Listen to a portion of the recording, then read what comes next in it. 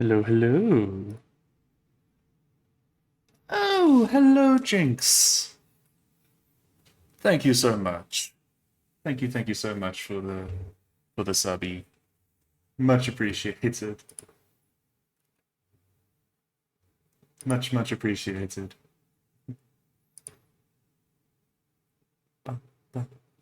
Yes, Gussie, we know. We've got it.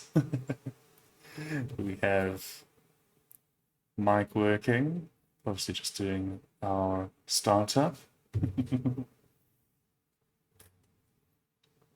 Yes, I actually did have to do a very quick tech tech fix to get the mic working properly because it for some reason wasn't doing things.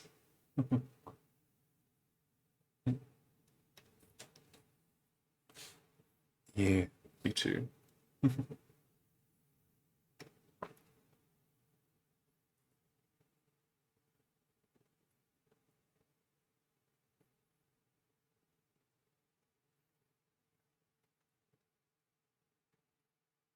Hello, Jinx. Doing well, thanks. Doing very well. Enjoying a little bit of calm after a good week, relaxing week. We're gonna get into a whole lot of other stuff just now, which should be interesting, as things typically end up being in our little updates, our catch-ups. Just gonna give things a couple minutes to let people come in. Um, you know, go through a song or two, and we'll start chatting in about probably another 5 minutes or so. Let one more song go through. Agreed. Oh, bloody hell, Job. So, I actually don't get to know this because I only got back to Joburg on Thursday. But yeah, yesterday was enjoyable. Yesterday was a good temperature. And then yeah, today I've actually sort of felt that cold start to bite a fair bit.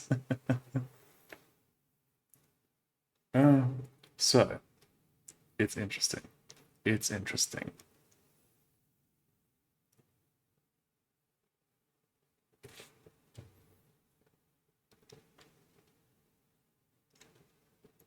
You know what? Winter, well, it's about a month early for winter, but I mean, in South Africa we don't have much of a sort of transitional season, so your spring and autumn are pretty short. So yeah, we've hit May. May is kind of our start of winter. It seems like it's coming in now as well. So it is what it is. Okay. I think that's then time for me to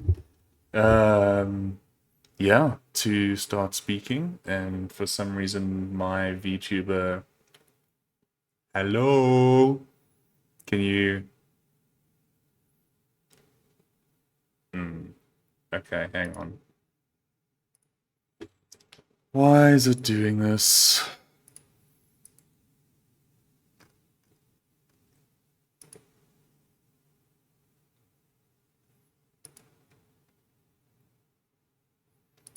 Testing, testing. Bro. Ah, ah. Okay, can you actually respond to my... Nope, it's not responding to that at all. Ah. Okay, let's try that. Hello, hello. Are you going to... Yeah, now it hears me a bit better. It's not doing very well, though.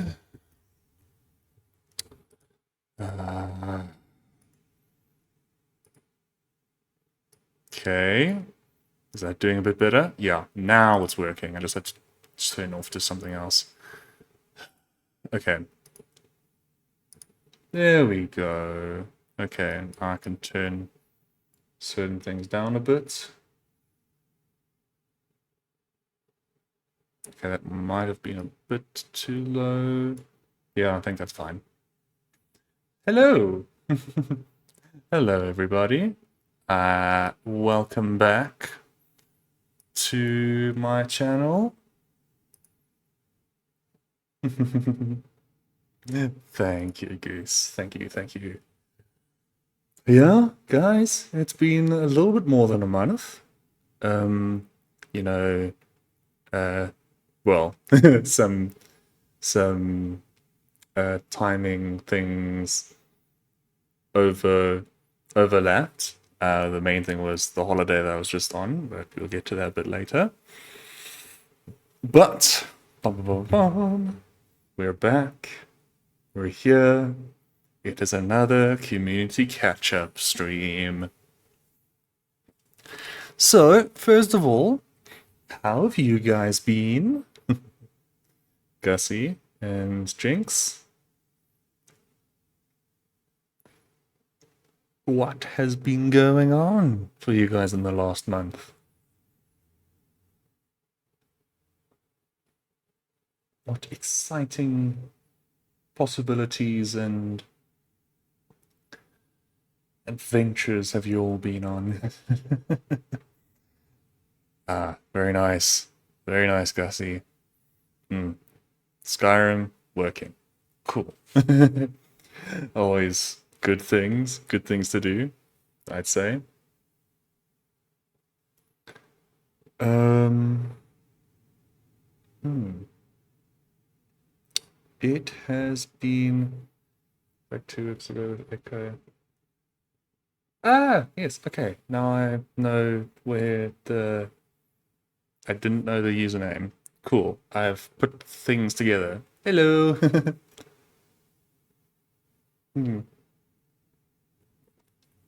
So yeah,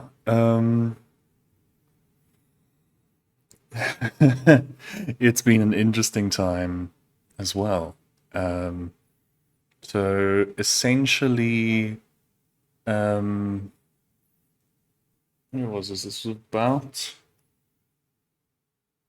no, this actually would have been the end of the second week of April, so the 11th. Sorry.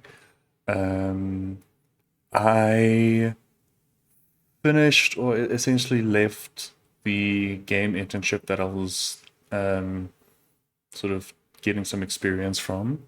If you saw my social medias, you would have seen that I asked for sort of like some play testers or some feedback on the project that I was working on, which was just a little sort of racing game, which was my first attempt at one as well, which was okay. I'm honestly not particularly proud of it, but it did bake my brain a little bit, push me to learn some things that I hadn't considered before, especially when it comes to physics and physics responses, and especially sort of looking into, some of the systems that are required in a racing game. But I'll say it's not something that I'm going to be attempting to make again anytime in the future. Yeah, races are not my forte. But maybe, I'll be able to make some more simplified vehicles for other games in the future, which I think all in all is a good thing. And yeah, also a little bit more experience on the CV, on the resume, always a good thing. Happy to have that, especially to then sort of going forward, looking for work in the future, saying, cool, I have experience in an internship for a moderately extended period of time, 6 weeks. Yeah, saying, cool, here's a reference. I did a project, did my best at the time, and I learned some things. So there's that. But on top of that, we actually have some better news.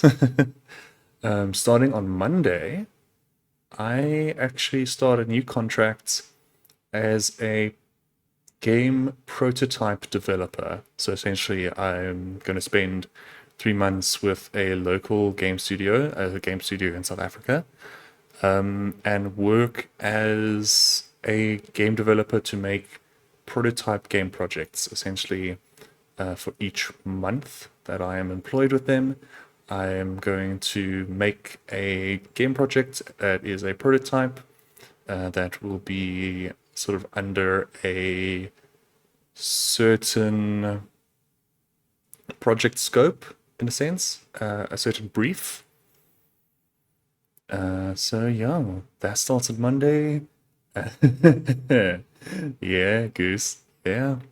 And finally, I'll actually get paid for some work, which will be, you know what? That is going to be fucking amazing. To actually get some sort of work and some sort of payment, especially for like a minimum of 3 months. That's something. It starts to show that I can, stick to a contract. I can commit to a position. And with any luck, if one of the projects sort of starts to pop off or has, um, a decent community response, then yeah, I could potentially then get an extended contract for, I think they said like the next year. Thank you, Jinx. For the next year to do like a full game development cycle to actually get the project up running, um, you know, fully fleshed out, polished, and published. That's the word I was looking for, published. Which yeah, that would be amazing as well. Because then yeah, once a game has been published, it then also shows so your talents as a developer and as a game creator, and it makes you more desirable for other companies to hire you to say, hey, I made a game, it got published, it was supported by a studio and all these other things. Um, yeah, so we're kind of we're making progress. We're making some progress, and I'm very, very excited about it. Yeah, I've got a job for the next 3 months at the very least. I'm getting paid for it. I oh, I also thankfully get to work from home, which is really, really nice. I also have standard work hours. Can you teach our class now? No, I cannot. I've probably actually lost some knowledge from university at this stage. Thank you, Jinx. Thank you very much. Um, yeah, Goose. It would be fun to maybe come in and be like, "Hey guys, shit sucks." You kind of have to be persistent.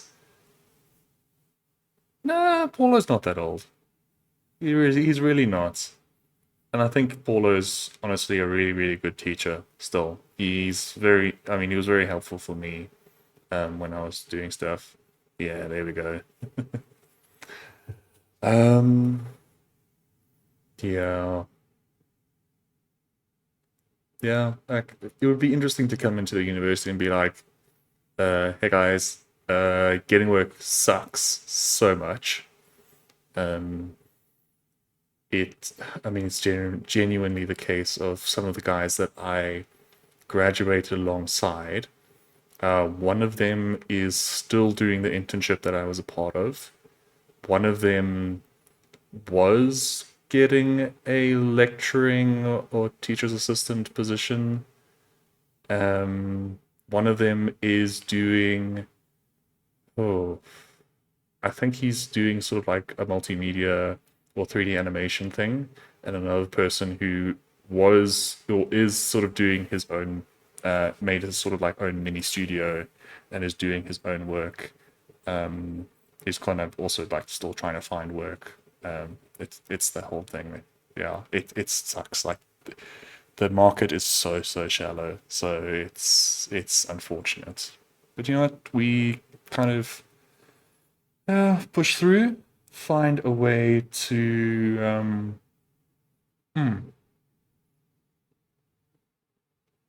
yeah, find a way to um, find a way to get our our stability eventually, and then we will move on to the other stuff. Yeah, persevere. There we are. And get into the game industry eventually. Yeah, Jared is intimidating, but thankfully, when he does give you that feedback, it actually sort of pushes you in the correct direction, or it's supposed to at least.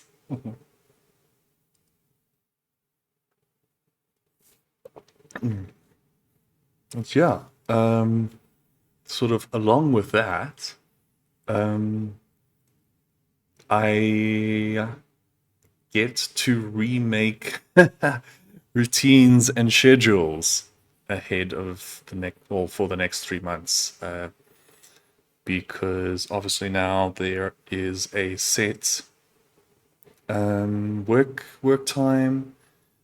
Will you do a job overseas in the future? I'll see. It's not something that I have put completely to the side. I mean, apart from like working in the States, I don't foresee myself working in the States at all now. Especially well, current administration sucks. Massive fascist peen. So yeah, States are completely out of the question. Europe, I'd really like to, take a crack at looking for work there. I have that, Brian. I give you your high firm. Yes, very true. Jinx, you and Echo need to um, let me in on when you guys want to do that, because that would be really fun. I'd enjoy that quite a lot. um, but yeah, I do otherwise. Bungie Studio still unstable? Has that been shifted? That's kind of the thing. Like, if Bungie ever opened up their remote work to maybe like include Canada or something like that, then it would still be on the table. I think Bungie is moving in a better direction, especially with Sony taking more of the reins. We'll see. We'll see. But it's just a case of working in the States is not viable with how violent a shift in or how volatile their politics is. Yeah, I mean we've seen what is it? The last over 100 days now. How horrendous the current administration in the States has been. So yeah, to go over there anytime soon would not be safe. On a point of I would become an immigrant, and they are clearly not doing due process for legality there at all. I would be I would have to somehow either somehow get referred with my diagnoses of autism and ADHD and depression, to then get replacement medication in the States, and then obviously find a new therapist, a new psychiatrist and all that other kind of stuff. That shit's expensive there, like stupidly expensive. So yeah, to move over there with the issue of having to get remedicated and re-diagnosed and all that other kind of stuff when it costs so stupidly much, I don't think is viable.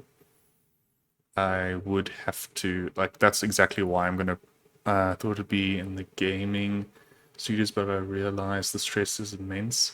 Found out that engineering companies are now introducing game designers to their branches where you make 3D models in VR.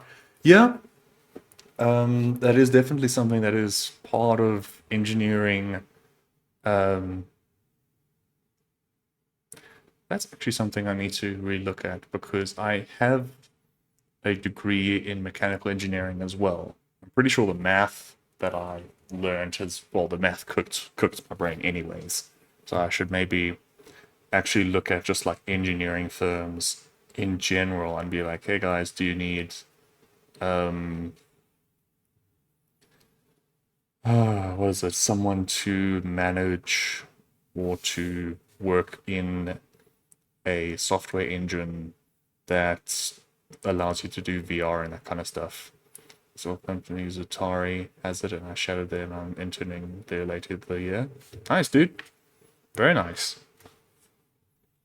Yeah, I might have to look at that a bit more in detail to actually get like just stable income, especially if this game developer position doesn't really push.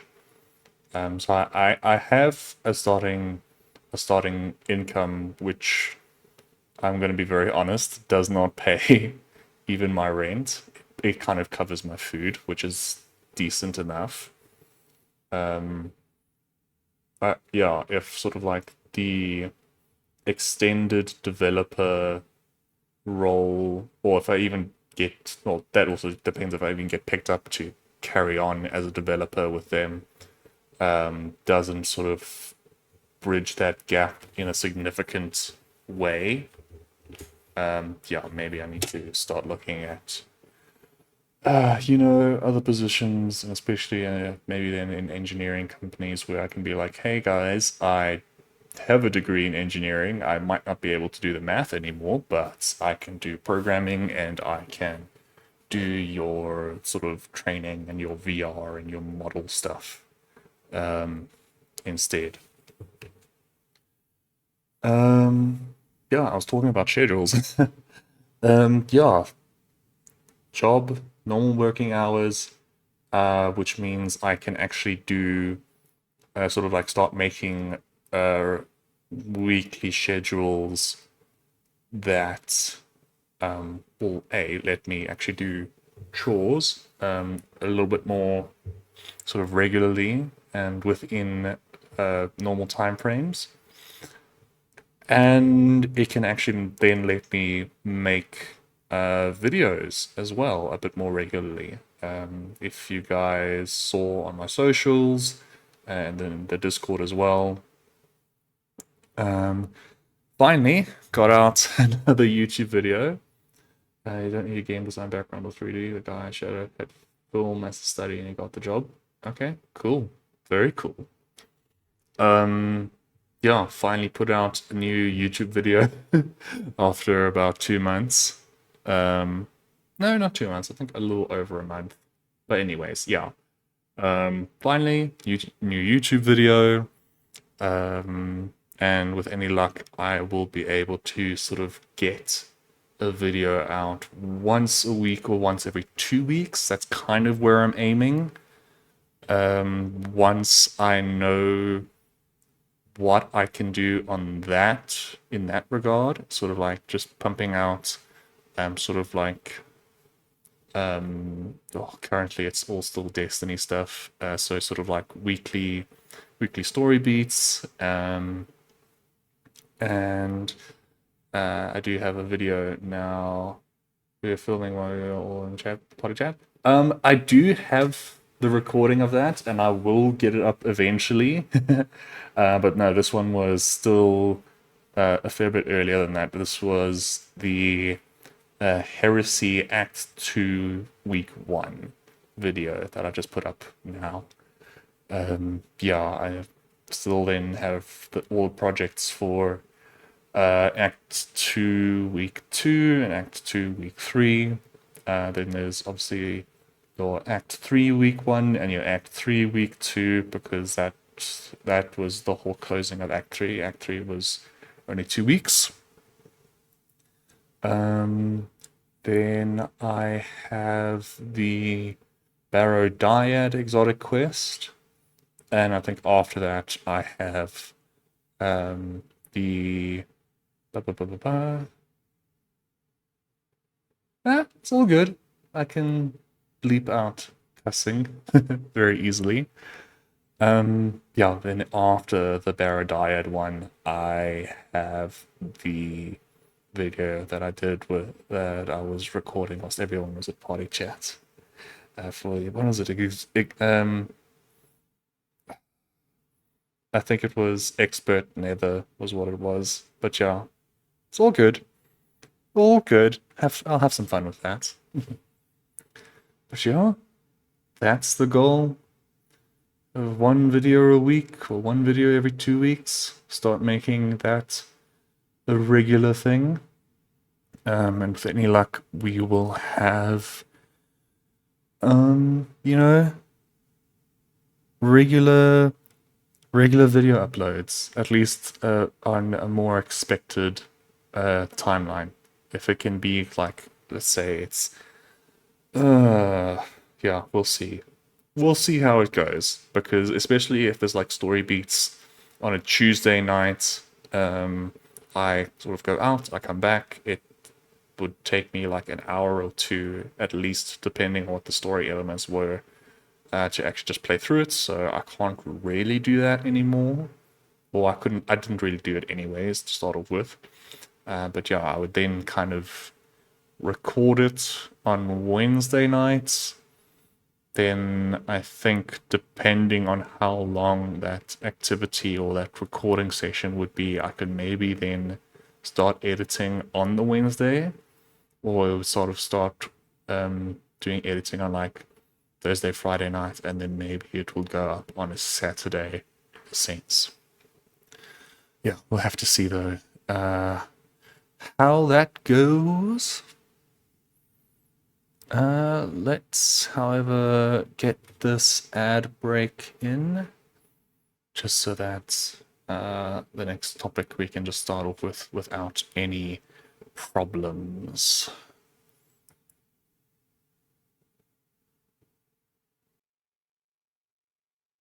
Okay, I think we've got our ad done. Seems to be the case. Cool.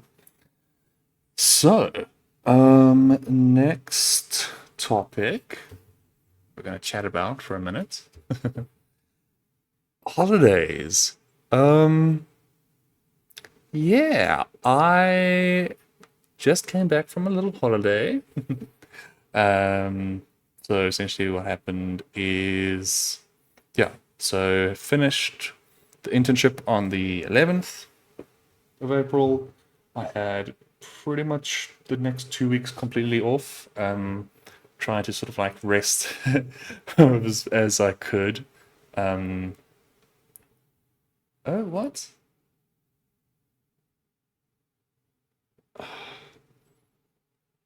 Still ads. What the fuck?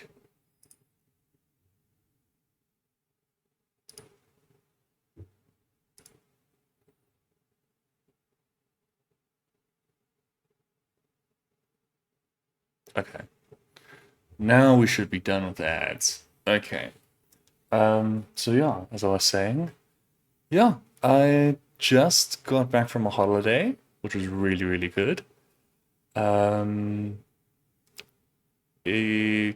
What sort of happened is that once I finished work on the 11th, or finished my internship on the 11th of April, I had 2 weeks off. I kind of took the time to try and, rest and catch up. I did a lot of recording for videos in that time. I got my flat cleaned up with some help, which is really, really good. It actually feels a lot more like a livable space again. And there's actually like, when you do cleaning and you kind of just end up with a lot more space than you did before. It was that. It was that situation. I got a lot more space in my flat. And yeah, that was really nice. So I've lost some of that space already, but it's still in a much better condition than it was. But yeah, then from last Sunday to Thursday of this last week, of this week, I went with my mom and my sister, and we went off to the bush, and we had a great old time. Yeah, good stuff. It feels weird that that happens. Yeah, I we went off to the bush. Went off to a game reserve and a game lodge. For that was technically 4 nights. Sunday, Monday, Tuesday, Wednesday. Yeah, 4 nights. Um, and yeah, sort of the very, very nice machines. You tend to find more Lego pieces. Not for me, thankfully. Um, I don't lose the Lego pieces. Uh, so I didn't find any new ones. Um, yeah, had a great time in the game reserve, at a game lodge. Actually, a very, very small one. And actually, it ended up being that myself, my mom, and my sister were the only ones booked in at that time. So we had the little lodge to ourselves, which was really, really nice. Um, and yeah, um, your 4 days, 4 nights, midweek, decompressing from a very stressful month, with, the internship being a little whack, some other things being very whack, um, that I'm not really going to get into because I think if I discuss it, especially when, well, I don't think, well, there are people, well, you guys do know me in a sense, but there's also like friends who could potentially drop in who know me for a lot longer and know me sort of like on the outside of content creation and VTubing and that kind of stuff, which I don't want to sort of like leave an imprint on the internet of a sort of that discussion. Um, yeah, but you know what? It was amazing, a great time. Um, Very good food, first of all. My word. It's sort of I say this with privilege. It was one of the luxury resorts, luxury lodges. Still sort of like attainable as a local, um, but like a really, really good treat. Mm. Yes, Jinx, very much, very true. So yeah, very good food, and then some really, really interesting sightings. Um, this is going to sound very weird, but our most frequent sighting in the game reserve was white rhino.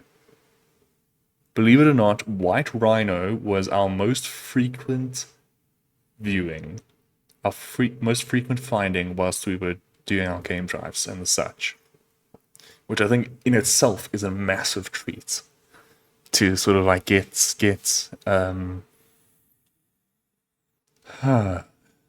see those creatures in a way that it's they're also sort of like very, very far away and you don't get to see them too up close, and this time it's actually like they were pretty, pretty damn close.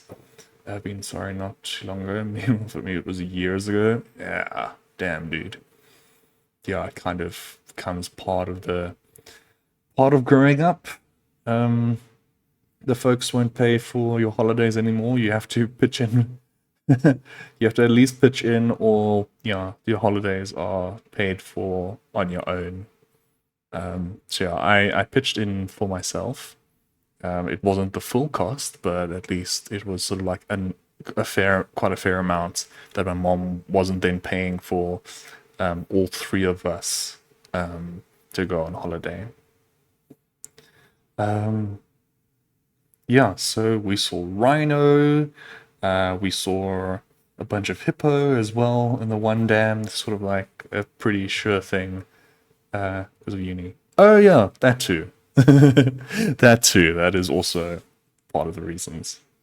So yeah, hippo. We saw elephants that, on occasion get very close to the vehicle. Be a bit cheeky as well. There was waterbuck, but that's not particularly of, very great import, but it is something. We saw a massive herd of buffalo the one day as well. And for me, sort of like my previous experiences with buffalo are sort of like either sort of like the old solitary males, so called the Duggar boys. That's sort of what the guides refer to them as, Duggar boys. But this time, this was like a massive herd that we got to see for quite a few minutes and quite clearly as well. Leopards, yeah, good stuff. I did get to spot a leopard briefly as well. Sort of like everyone was doing a race to get to this leopard.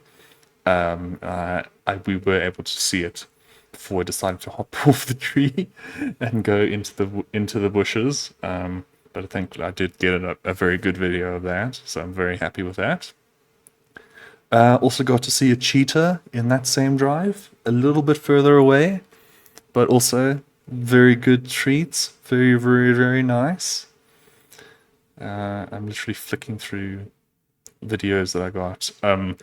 We got to see jackal as well.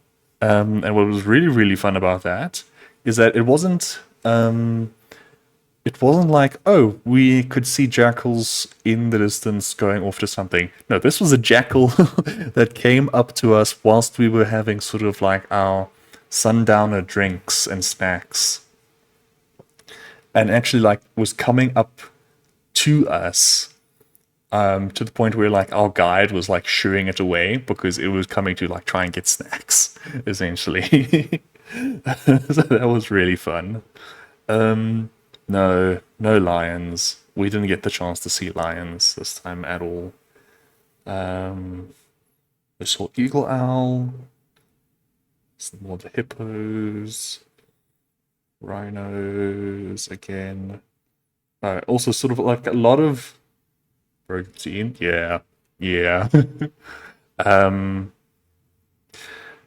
Also sort of a lot of the standard trio, your impala, wildebeest, and zebra, all pretty stock standard. We saw a crocodile one day. I don't think I got any good media of that. Yeah. Also got to see a peregrine falcon as well, which is really cool. A nice little spot. We saw a puff adder as well. And yeah, also there was a troop of baboons that we saw quite regularly because they kind of came off of one of the mountainsides and sort of came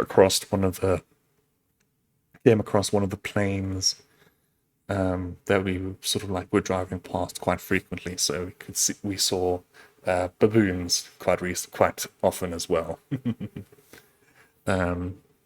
Thankfully, nothing sort of around the lodge in a sense. Nothing coming into the lodge or surrounding the lodge particularly much. Oh, we saw some very good kudu. Very good kudu. Big kudu boys.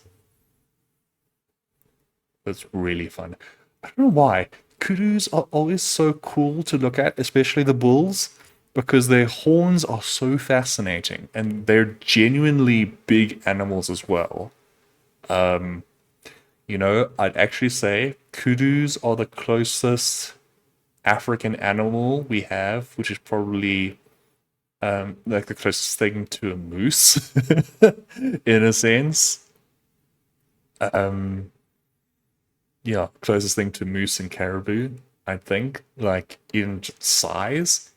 Definitely the moose and caribou are bigger, but no, I think caribou are smaller, moose are much bigger. Isn't it funny how you're trying to say the animals and my brain is trying to translate it back into Afrikaans? Whoops. Sorry, but yeah, no, unfortunately, Afrikaans is, well, it's first additional language, but it's pretty much gone way down to like third language for me. Essentially, I've lost, well, I never had the particular confidence to speak in Afrikaans to begin with. Um,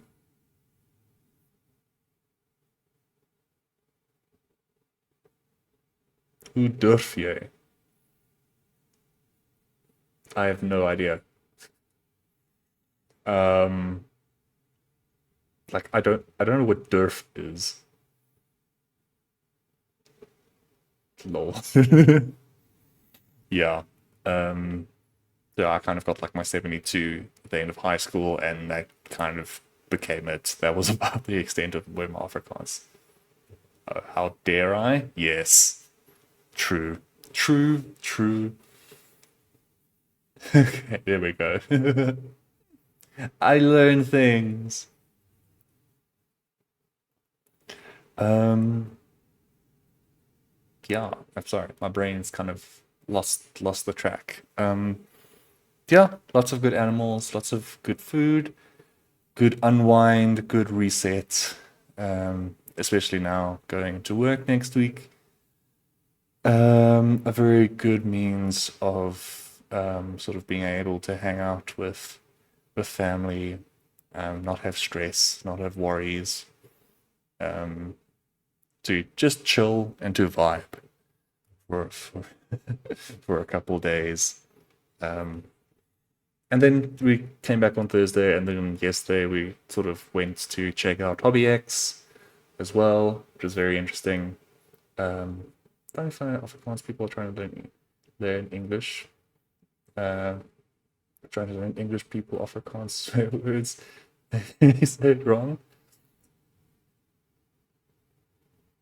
Wait, I find it funny how Afrikaans people are trying to learn and English people learn. I'm guessing it's and English people learn Afrikaans swear words and they say it wrong. Mm, true. I mean, there's like some things that kind of became or are still kind of, um, I don't know, maybe like more like verbal tics that are Afrikaans for me. Um, I think maybe it's after I drink a little bit as well and I feel comfortable within the friend group, but yeah, or I'm feeling particularly silly. Um, but yeah, like flat out, speaking Afrikaans didn't come easy to me in high school. I I managed to do enough. Um,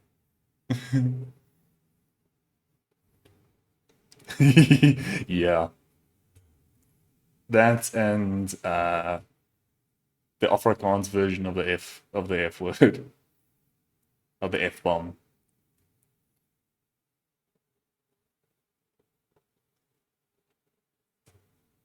Very frequent. Very frequent. Um, yeah, then I guess the last topic that I kind of was going to go into. April sucked for VTubers. Uh, okay. So, um, I don't know how much you guys sort of follow other VTubers, especially sort of like the I guess more in the sense of like the very, very popular how do I explain this? So there's essentially two sects of VTubers globally. There are your corporate entity VTubers, which is essentially like your VShojo, your Hololive, essentially VTubers that are represented by an agency or work under a agency who hold the IP of the VTuber or integrate a VTuber into their like business circle in a sense. I have so much fun editing that video with all my swearing. We'll see, because I don't think your voice came up too much in the video, but we'll see. And then there's your independent VTubers, so people who essentially are like their entire VTuber identity and everything that runs around or revolves around their streaming and their VTubing is all self-owned. They hold the rights to that VTuber IP and all the content and merchandise that comes out of it. Yeah, basically what I am. I am technically an independent VTuber, an indie VTuber, because I don't have a um, a managing or oversight agency that manages what I do and my content and sort of my appearances and all that other kind of stuff. And to kind of elaborate further, essentially your agencies, when they, as far as I'm aware, when they either make or add in a VTuber talent into their agency, they then a if it is a VTuber that the agency creates, this is especially prevalent with Hololive, they will always hold the intellectual property rights to that VTuber. So if the talent leaves that agency, they don't get to take the VTuber with them. They essentially would then have to make a new, they kind of graduate the VTuber is what it's called, and then they would, if they wanted to continue VTubing or continue streaming, they would have to make an entire new entity, a new model, a new avatar, and start from scratch. To be in the agency, I think it depends on the agency.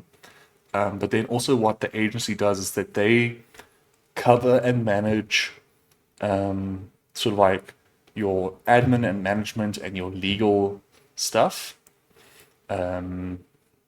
But then they also sort of like set your schedules, set not your, I don't think they set what your salary is or what your income is. I think they probably just take off, we're getting to that good stuff. They probably take a cut of your revenue to sort of cover their own costs, and they probably take like a percentage of merch and all that other kind of stuff.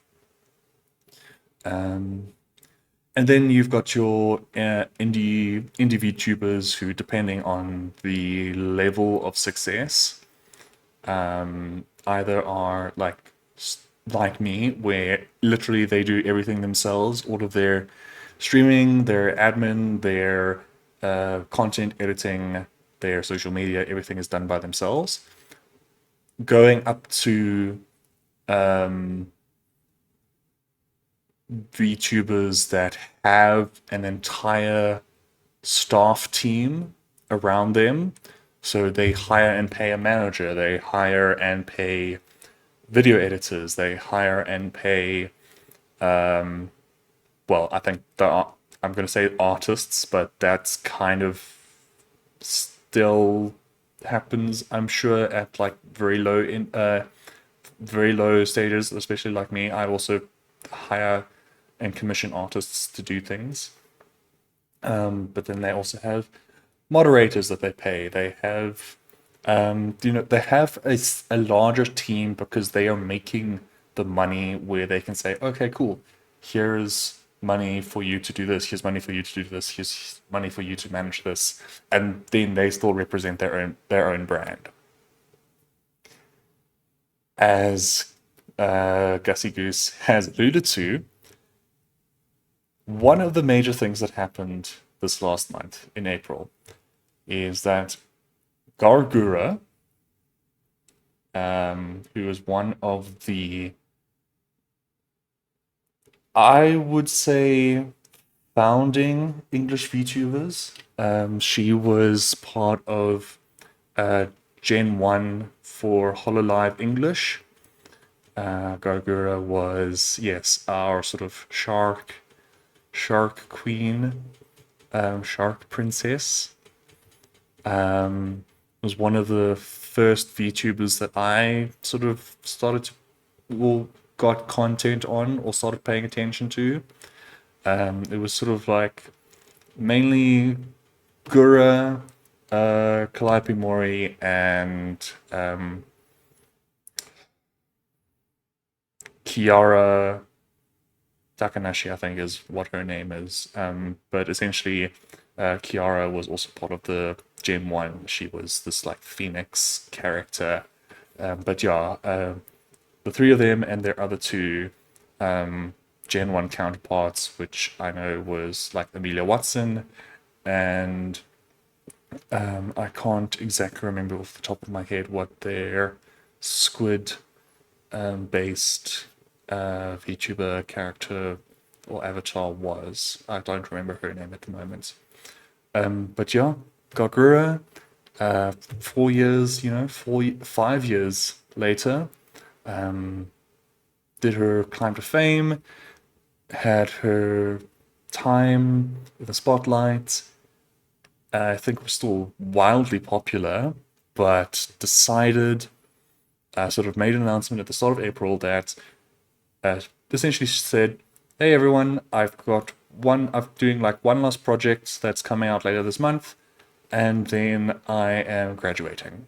And she has graduated since then. I actually haven't watched her graduation yet, but yeah, Gagura essentially stepped away from being a VTuber entirely, as far as I'm aware.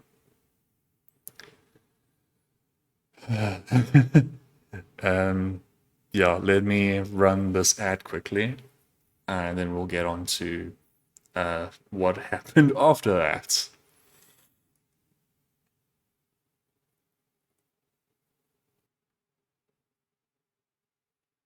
Okay, there we go. Yeah, so that was the start. It's kind of like, okay, sure, 5 years was a long time. If Gura wanted to move on, do something else, had to just step back to figure something else out, to take responsibility in something else. That was like, it's sad, but I think in that case, everyone can kind of understand. It's like, yeah, okay, there was necessity to step away. And then there's peace for a couple weeks. Then, I think this was, yeah, this was almost a week ago. I think pretty much a week ago. Um, a very, very popular VTuber parent, VTuber artist, rigger, however you describe them, dropped a Google Doc on Twitter, on X, which basically came out and stated that another very, very popular independent VTuber, indie VTuber, and her manager, who also turned out to be her long-term partner, had been, first of all, gaslighting and sort of abusing her in order to, and bad mouthing and another word that is escaping my tongue.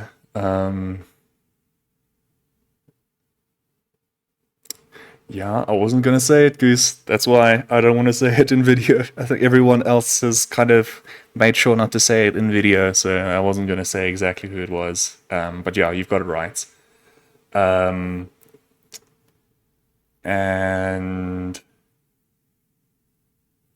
I'm gonna say discredit. Discredit is the closest word that I can come up with.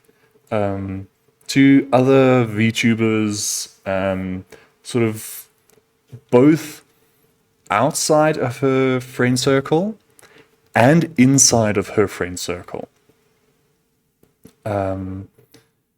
Essentially to the point where what was happening is that she was trying to create an exclusivity arrangement with this artist to the point. Don't worry, Gus. It's going to be fine. It doesn't show up on it. It's not showing up on my stream. It will show up in the chat, but that's fine. Don't need to worry about it.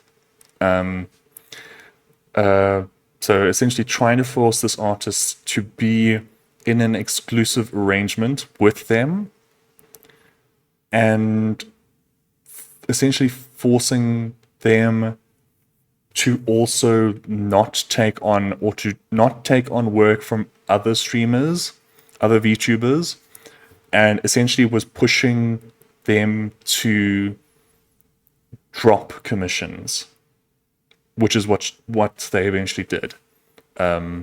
They dropped commissions because they were pressured into doing so.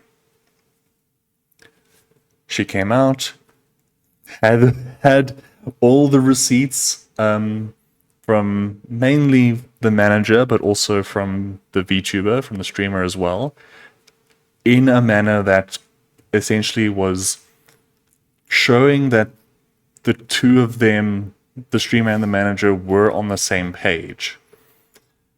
And what happened is that the artist had discussed this with the other affected VTubers as well, those that were in and outside of the friendship group. Now, the streamers that were mainly affected were Bao the 52 Hertz Whale VTuber, Silvervale, Spite, Cottontail as well. You've got so the rest of the friend group that was included with Bao. You've got your so essentially Yuzu. You've got Tricky. You've got I want to say Valerie, but it's not. That's the wrong name. But yeah, essentially there's a group of VTubers that they refer to themselves as the Girly Pops. And their whole group is completely shattered, in a sense, from this. The rest of them are closer together and are trying to, heal and mourn from this, because essentially, this wasn't like a mild thing that happened for a few weeks. This was years upon years of lying, backstabbing, systemic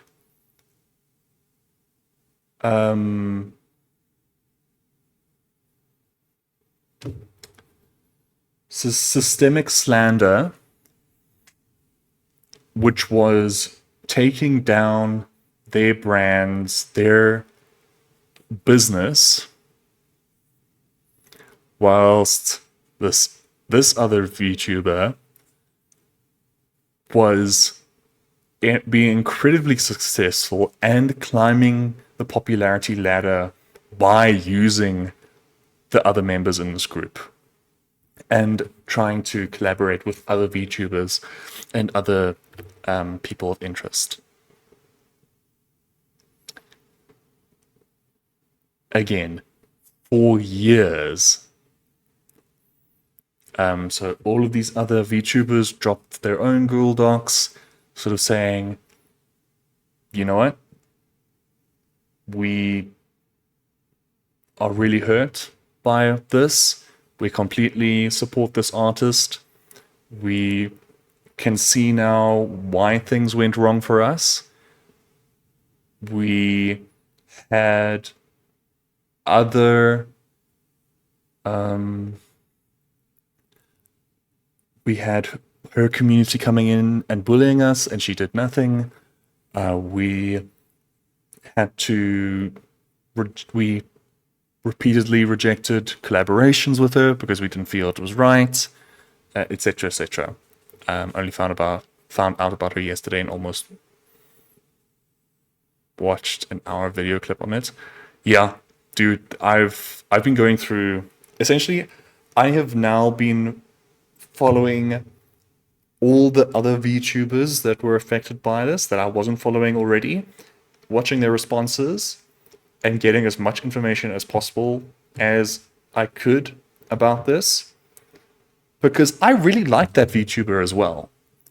She had very good content and a very good presence. But now, I will never support that VTuber ever again, in any capacity whatsoever. I might, out of interest, go and see, because she dropped her own apology, first of all. And it was exactly what everyone who was affected by the situation thought would happen. She threw her manager under the bus, blamed everything on him, and took next to zero accountability for all of her actions, dating back to before she was a VTuber, and essentially, like, as all of these other VTubers have come out and said, is like, no, we've spent time with them in person, and what you've said in your apology, you're saying, oh no, it was all my manager's fault, I was not aware, blah, blah, blah, blah, is bullshit.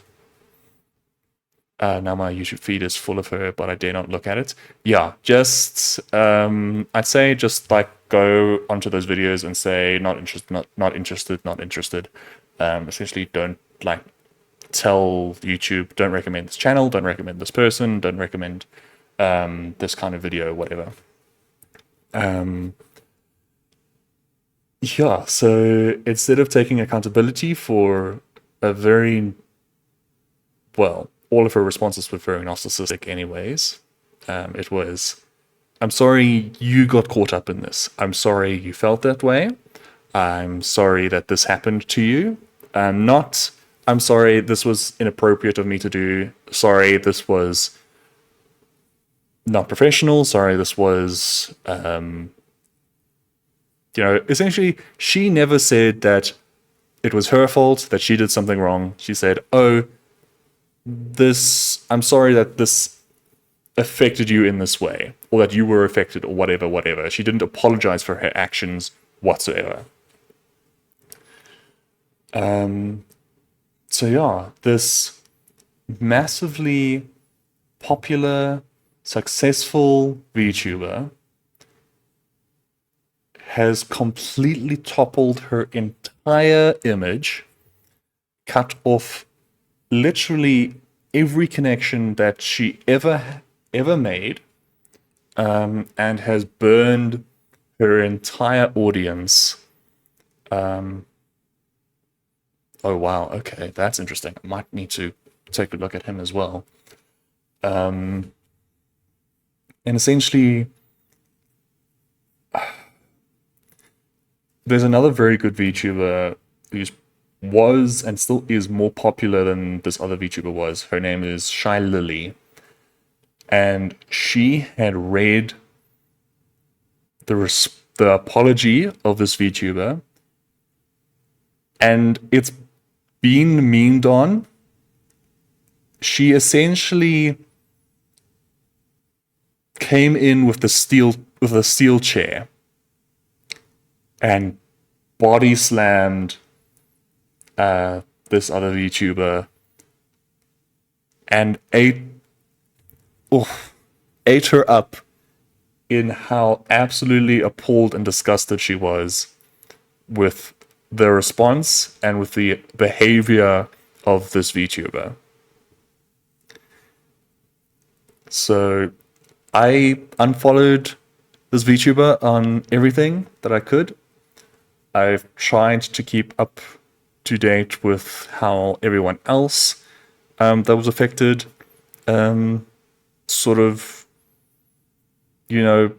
was affected, how they've been dealing with things, and the people that were less affected. Also, so essentially, there's do you want private the lawyer's channel? Yeah, please do. Essentially, what happened is, in the scale of things, there was, her community, which their responses have been from, oh, but she apologized, it's fine. No, listen, guys, you'll find out about it at some stage. You'll experience that behavior and it will affect you negatively at some stage of your life. I've experienced it a lot in mine. So it was a very easy choice to be like, yeah, no, that's not acceptable. Cheers. There have been others that went, you know what, I'm not supporting this person anymore. I'm not keeping any of her merch. I'm not keeping anything associated with her. And Echo, hello, man. Appreciate you being around. And they essentially went in two directions. Either they literally threw out and burned the merch that they had of this VTuber, or some of them have sort of taken a step back and went, okay, I don't want any of this anymore because I have memories and connotation attached to it all, and I don't want to support this person anymore. I'm rather going to donate it, and give it away to someone who does not have a connection with this person, does not associate with them. And thank you, Goose. Appreciate it. I'll see it later. And I'm going to give this to people who are less fortunate and who need the comfort or the substance is not the right word, because she was partnered with Gamer Subs, so just kind of like energy drink sort of thing. It's sort of like that, or plushies, or other forms of merch that could go and help other people because they don't care about the logo or who is being represented by this merchandise. They just care that it's something that they can have that helps them. So yeah, and then sort of everyone else, like the community is trying to, and those who are saying, no, we're not supporting this person anymore, thank you very much, Jenks. Appreciate you gifting that sub to Echo. Very, very nice. Thank you. Much appreciated. They're all kind of circling around and trying to move on to other communities that they feel are a better representation of who they should support. And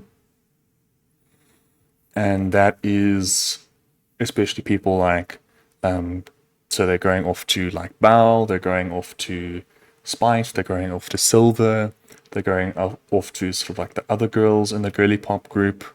They're moving on to support the people that were affected, so that there's sort of one of the things that another VTuber said. It's like, hey guys, we're trauma bonding.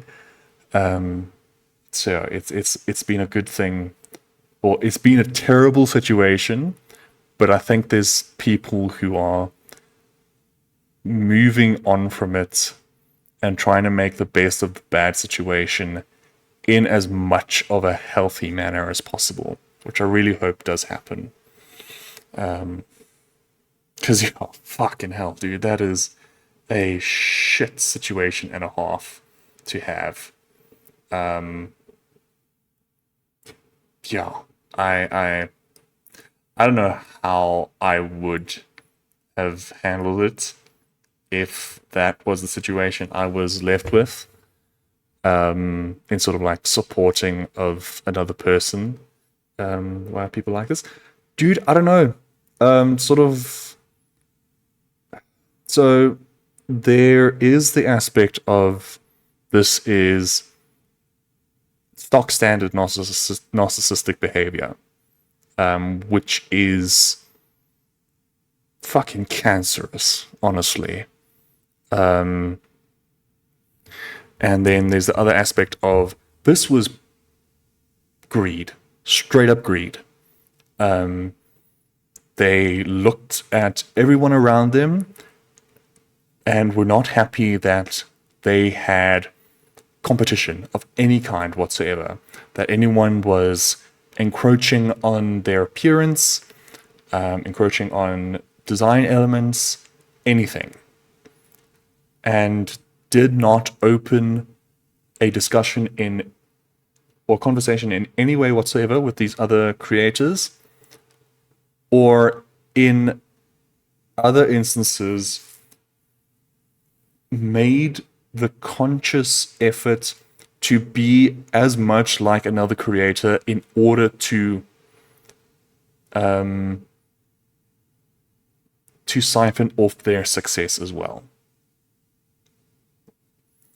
Which was the main issue that was experienced by Silvervale and by Spite. Either that, specifically with Silvervale, that when Cinder first came up in the VTuber community, she was very, very attached to collaborating with Silver and essentially made her avatar, or tried to bring about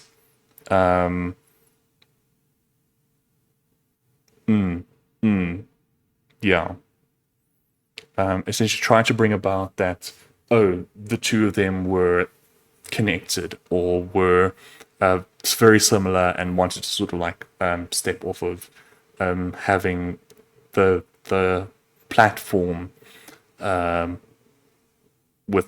Silvervale, essentially. And then on the other side with Spite, she wanted Spite to have no success and no association with her, because they had very, very similar design elements, and she wanted to keep those design elements strictly for herself. So yeah, I would say, friends, if you are aware of some of this, or if you're not aware of any of this, but you've been listening, so what, where they compared a model and another, and it almost looked alike, yeah. Like, honestly, it's kind of bullshit, in my opinion, because, I mean, guess what, guys? It's a big fucking world. And it's a big space. People are going to draw reference from probably the same things, have very similar ideas. They might even, people reference other people's models and be like, hey, I really like that idea. I really like that thing. I really like blah, blah, blah, blah. It's possible that two completely separate VTubers with completely separate communities, or maybe communities that overlap somewhat, will share design elements, will share things. Maybe they reach out to each other and be like, hey, I really like this thing. Well, like a reference, not necessarily Bobby. Well, I don't take Asmongold's opinions too literally. I know he's not always the up and up.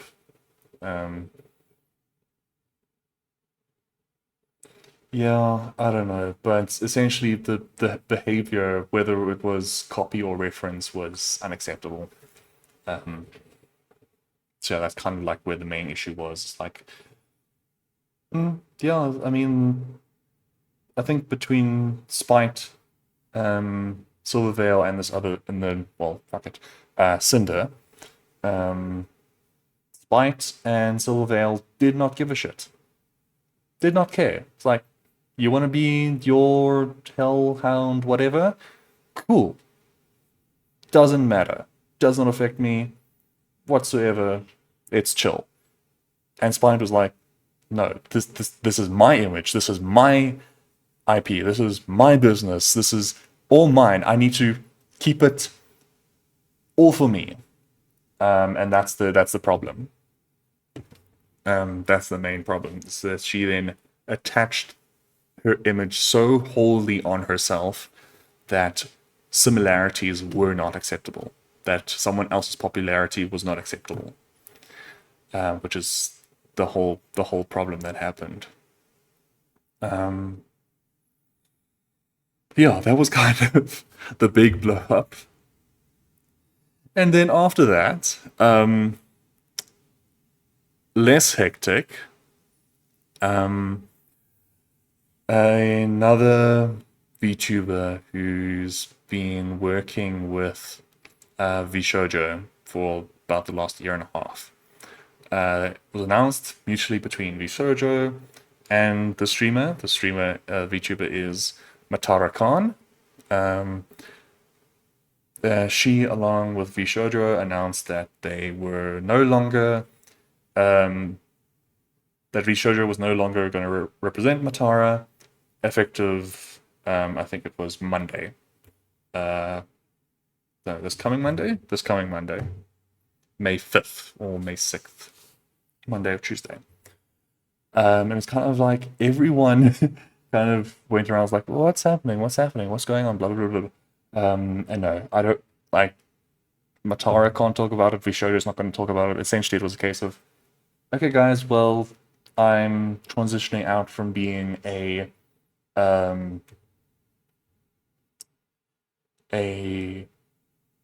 agency VTuber, and I'm going out to be an independent VTuber. Whatever happened.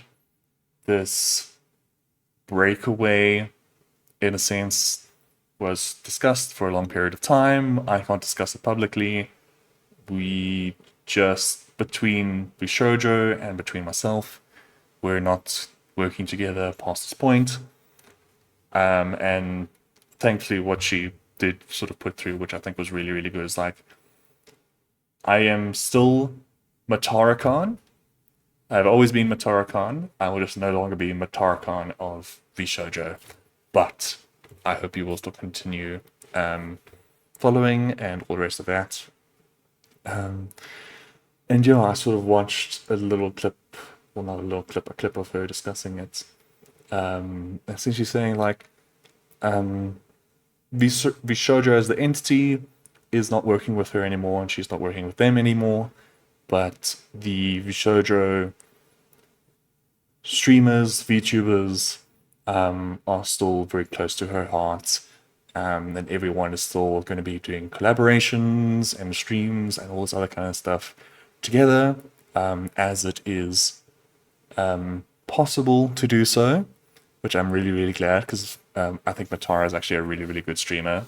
I think she's a very good content creator. I enjoy watching her content quite a lot.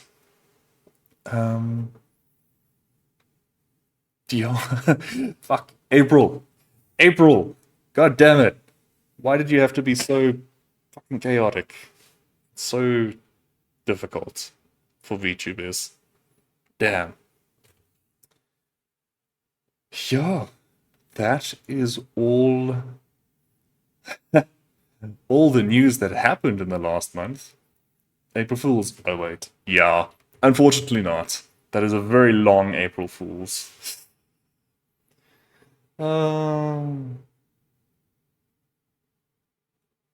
so yeah.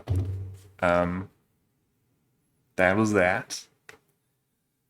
Thankfully, we start to move forward. Only get better from now, exactly. Yeah, we start moving forward. Um I look forward to, you know, adjusting my schedule, making things a bit more consistent. It's kind of the first big step, getting consistency, um, getting back into how I do my video edits. So I think I've got a fairly decent editing style, I guess. I'm not great at it, but it's what I can do. And I suck that it happened. Yeah, yeah, suck that it happened. Yeah, indeed, indeed. Um, and yeah, we're kind of going to spend the next couple months trying to make routine, try to build up the YouTube and social medias a bit. With any luck, the next couple weeks I've got a little update to sort of like channel art, which will be really nice. Oh, what I would like to do, I'm going to put this as like a long-term goal because obviously arranging things and getting the costs and pricing for things sorted out. I would like to update this model, my VTuber model, to represent essentially my hunter, my guardian in Destiny, because I like the color scheme, I like the motif that he has. I would like to update to be a little bit more aligned with that, which would be really cool. But I have to save up funds, have to do planning, and all that kind of stuff. Hunter's Rule, yes, Goose, yes. um, there's then Comic Con still the end of August, which will be really, really, really, really cool. I'm looking forward to that. I need to buy my tickets for that as well. I do, however, also need to figure out what will be my work situation at that stage. Yes, Jinx as well. Nice. um, especially yeah, because if I don't get a contract extension, I will finish with the studio at the end of July, which means I probably won't have a job by the end of August. So it'll be like, cool, weekend pass doesn't matter. Otherwise, it is then a case of I can only come in on the Saturday and Sunday. No, Jinx. I'm actually not going to go to Medieval Fair. I did it last year and it was interesting, but I'd rather save the money for Comic Con. Honestly, it was fun. Like I really enjoyed it, and it was a good sort of like day trip experience. Um, but yeah, not this year. I think also if I can maybe next year when maybe I feel like there's a lot more stability going on, I'll look into it again. But also I think sort of what ended up happening is that last year I wanted to sort of like have a group go, and that didn't happen. I did thankfully sort of like see a couple people that were there at the same time coincidentally that I knew from content creating and that kind of stuff. But I don't have the yeah, I don't have the stability now to yeah. When I ask it Lego stream when, good stuff. Mm, there does need to be a Lego stream sometime again as well. Um, we'll see. We'll see. You ask us, we'll gladly go with you. Oh, thank you, Jinx. Thank you. Yeah. I think, yeah, I'm not gonna do medieval this year. Seen sets that came out. I don't think I've seen everything for this year. I know there's some. I know at least for this next week, botanical stuff um is 30% off for Mother's Day, which is a really good thing because those sets are amazing. Like a Slave One UCS. I don't know which one that is. If you can send it to me, that would be awesome. But otherwise, I'll look it up. Um,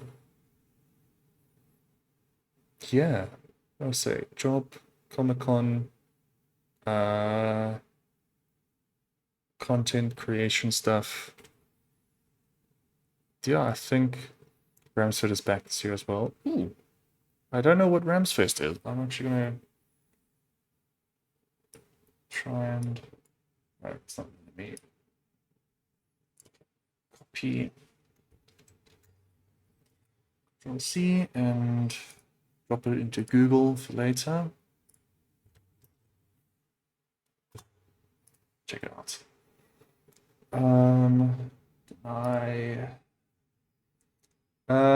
Yeah, I'll check that out later. Deny. Yeah, be interesting to see whatever that is. Yeah, we'll see. I mean, it's literally the case of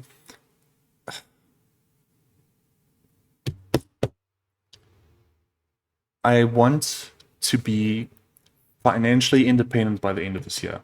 Essentially, that's what I would really, really like. Financial independence by the end of this year would be fucking amazing. But yeah, that comes with a stability and growth in professional and this capacity that I still feel very far away from. Because yeah, I think at this point, what might just happen is that essentially if the game development doesn't pick up in this studio, essentially if I don't get carried up into an extended game development contract, what I would probably look at afterwards is then, yes, I would go back to my job hunt, go back to essentially saying, cool, where can I work as financial independence? But also then go back to essentially doing self dev, solo dev stuff to build up a game concept that I did work on at the start of this year. Sort of do research, do content creation stuff. Alongside all of that, and then maybe it would need to be long before the end of this year, but essentially to get to a point where I'm happy with the game concept and I can then make an MVP, a minimum viable product that I can then take to get pitched and start building a team and essentially somehow start developing this game independently in either a startup studio or maybe I get assistance from an established studio and start making a game myself and get that to the point of being published so that I can say, cool, there's the start of my career and I can start then building up off of that. That's the next plan. afterwards, essentially. Yeah. Otherwise, shit, I might need to start looking at fucking, I don't know, retail stuff to do work in, which my bloody autism does not feel confident about. Ugh. Yeah, that's kind of about it. Let me look up what this Rams Fest is. Ram Fest? Okay, it seems to be Ram Fest, not Rams Fest. Ram Fest. Ram Fest, okay. Uh-huh. That said 27th of May. It's the end of this month. Okay, it seems to be... Okay, no, there's... Oh, okay, there's multiple ones as well. There's also Ramfest. So the 31st of October in Cape Town and the 1st of November in Pretoria. Some sort of music festival, from what I can see.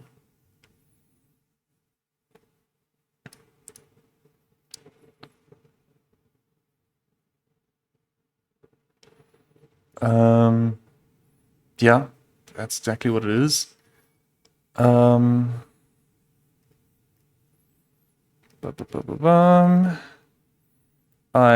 have no sense of what it actually... Metal Music Festival. Okay. I'm gonna be honest, unless I can like find some videos of it or have a sense of the artists well ahead of time, it's not gonna be my thing, genuinely. But so a couple of weeks ago, I actually went and poured through Spotify to find like all the VTubers who sang, who did covers, who did whatever.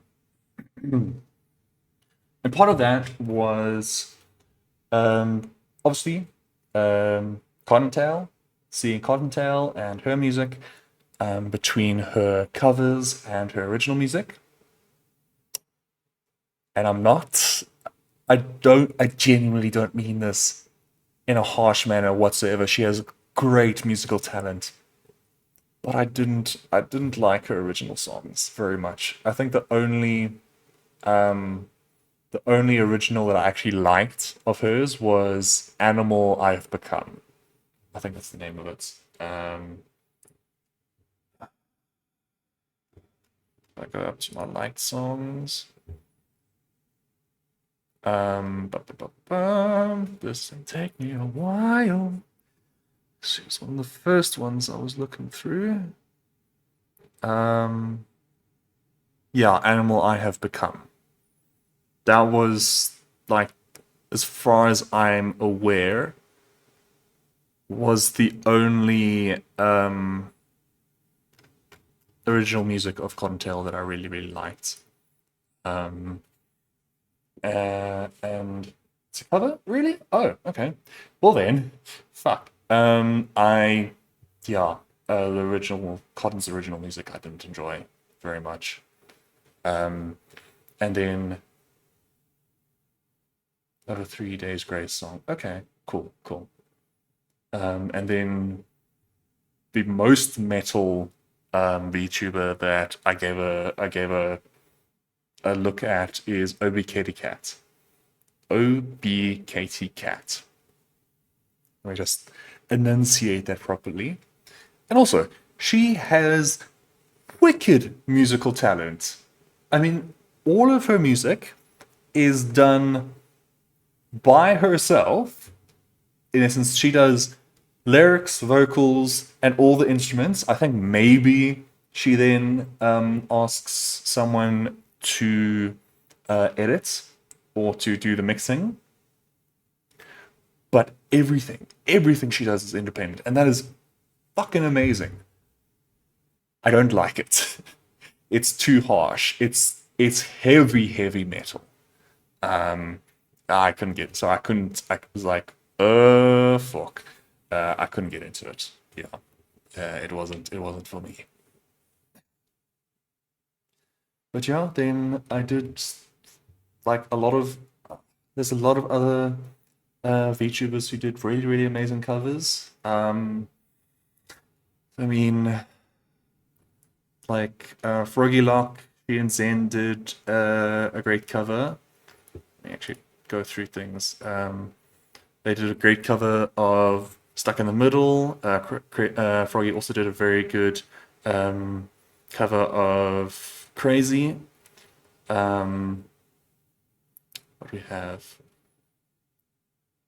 I'm trying to think. Look through here. Matara also did a very good cover of Night Cover. Amazing, amazing one. I saved a couple of Mori Calliope's songs. A little more hip hop than I would prefer, but I think they're pretty good. And then Amelie, yeah, she's just done amazing covers for so, so long. So it was great to add her in as well. And then Iron Mouse. Fuck, guys, Iron Mouse is such a good artist, such a good singer. She and Bowie, um, oh, their songs are so good. I'm sorry, their songs are so good. Um, yeah, I'm really happy that I saved some of their music in my stuff in my liked playlist. Oh, yeah, that's brain. That's kind of about it. Yeah, she's amazing and hilarious. Yeah, dude. One of the bit. There's a reason why she broke the subscribers, um, the Twitch subscriber record. She is so amazing. So amazing. Genuinely such a good time watching her content. Um, this this is the other thing. I typically watch all of the content creators that I consume that whose content I consume whose content I consume is also never on Twitch. I don't consume the content on Twitch. I consume the content on YouTube or on Instagram or on TikTok or their Twitter feeds or whatever. That's where I see them. That's where I consume their content. So, um, Iron Mouse, Buff Pup, Zentreya, Matara Khan, Amelie, um, fuck, Cottontail. Dude, so many. When's our video going live? Echo, I don't know yet. I hang on. Do I actually title it at all? Let me make sure I've titled it as well. I'm gonna be famous. We'll see, buddy. We'll see. That's part two. That's an hour long. That's an hour long as well. Which one was this?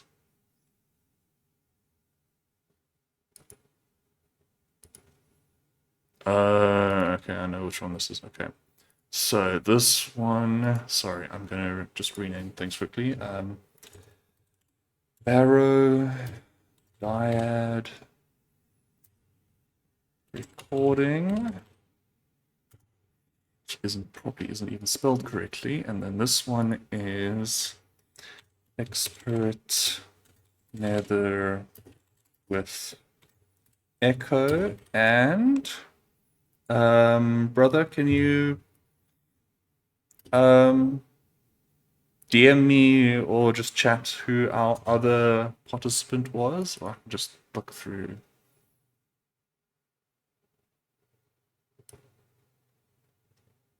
Ba-ba-bum. Yeah, I can, because eventually he's in the fire team with us. Oh, no, he's already... Hmm.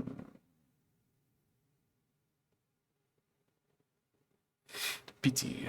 I don't know, dude. That's kind of the problem. I will see his. Yeah, PT. There we are. And PT. Yeah, it was PT. So yeah, okay. So, brain. Let's see. Heresy Act 2 Week 1. I put up on YouTube this afternoon. Make sure I don't delete a video that. Yes. Heresy Act 2 Week 1. So I can go and delete those. That we recording when we recording again. That was fun. Yeah, dude, I had a lot of time, good time with it as well. We'll see. Maybe. You know what, dude? It can be either.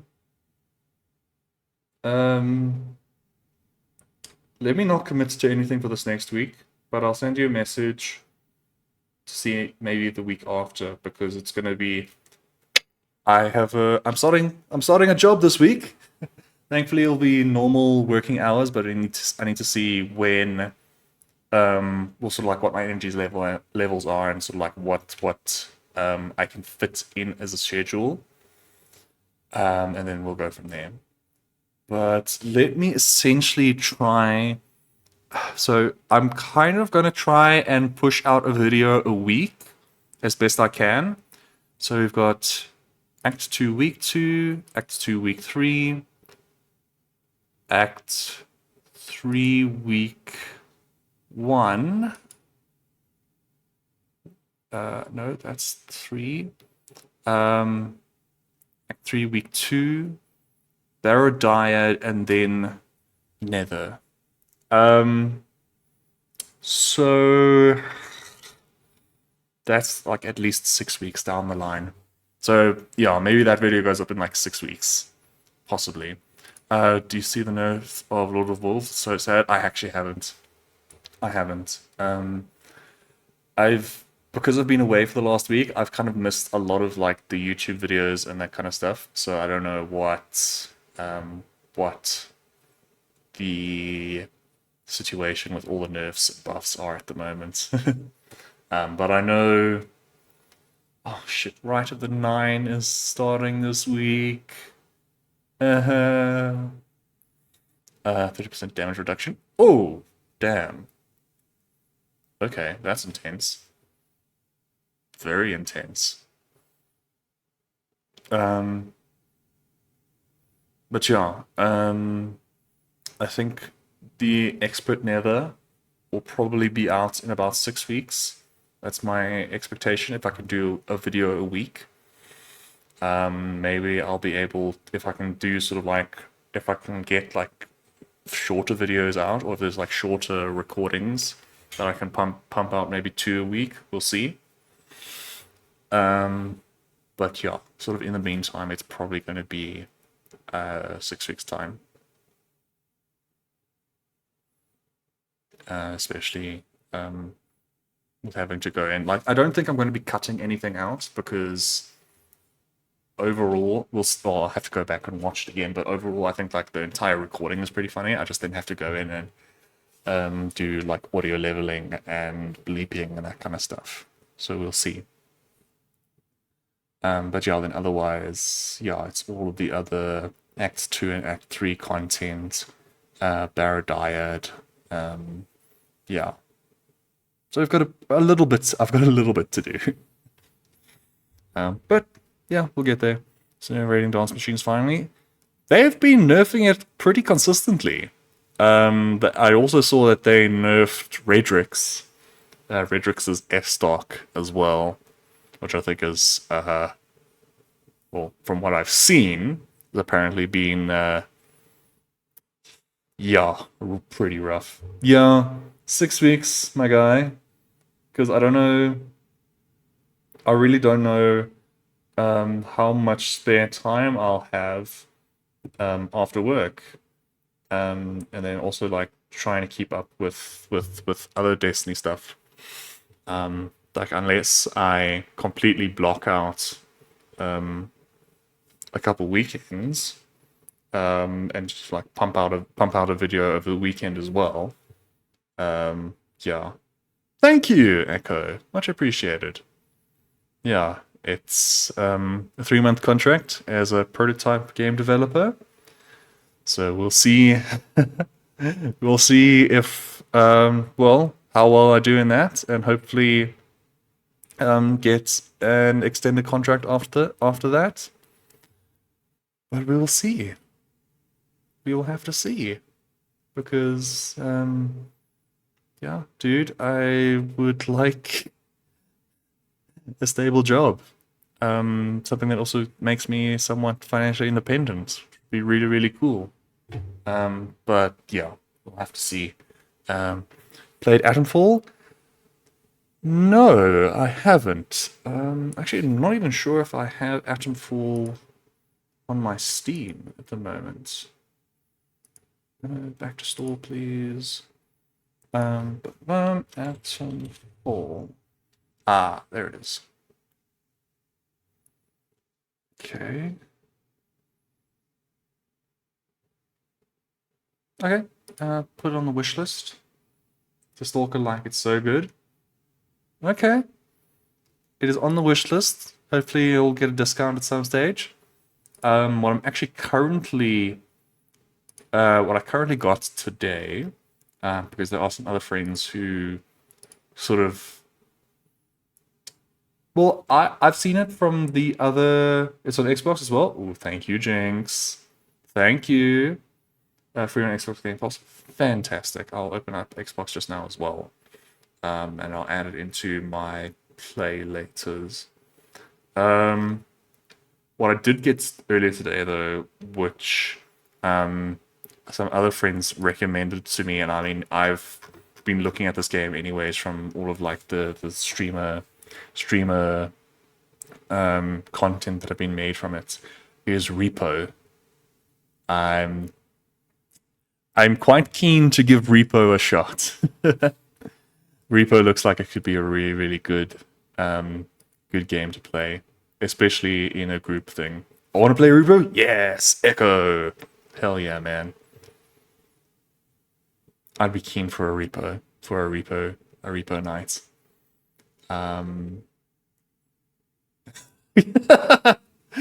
Okay. Nice, Goose. Very nice. Atomfall. Included with Game Pass. Add to play later. Okay, it's in my play later, which I think should just be in my... Yeah, it's in my library. Cool! Very cool. Should also look at Expedition 33. Okay. Expedition 33. I'm guessing it's Claire Obscure Expedition 33. That should be the one. It's 2 editions. What is this? What is this? Lead the members of Expedition 33 on their quest to destroy the Paintress. That's in my profession. Thank you, Gus. I'll see it just now. So she can never paint death. Oh, yes! I've heard about this. Oh, yeah. Fuck. It's a good one. I've seen... How do I say this? I've seen someone like see the trailer for it. Yes, that's exactly it. As the Cross, when he was watching the Xbox announcement thing. I can't remember what it's called. Xbox, essentially the Xbox game show. They had Expedition 33 on there with as one of the trailers, and holy crap, it looks so cool, so cool. Gussie. Okay. Hmm. Yeah, I see that Star Wars. It is a good one. And let's see what. Uh,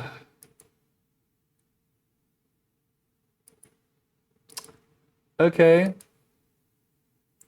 Okay, Captain Underpants. Captain Underpants with Doug Dimmadome's cowboy hats. Okay. Nice, man. Nice. This also gives I really want to play Lockdown Protocol, but need a group. Now I have to look at this Lockdown Protocol. Lockdown Protocol. I do not see it. Yeah, that's probably on Steam then. Definitely not for me to channel my chaos and terrorize Titanfall 2 yesterday. Yeah, Gussie, nice. Fashion is important, yes. It's like Among Us, but better. Okay, let me pull up Steam then to have a look. Because I'm guessing that's where it is. Lock. Oh, there it is. Yes. I've seen this as well, and it is absolute chaos.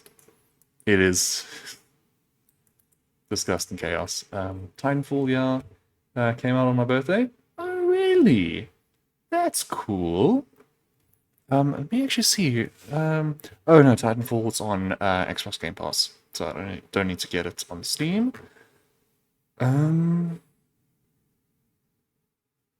That's really cool though, dude. That is actually exceptionally cool. Terrorize everyone on a daily basis. Yeah. Yeah.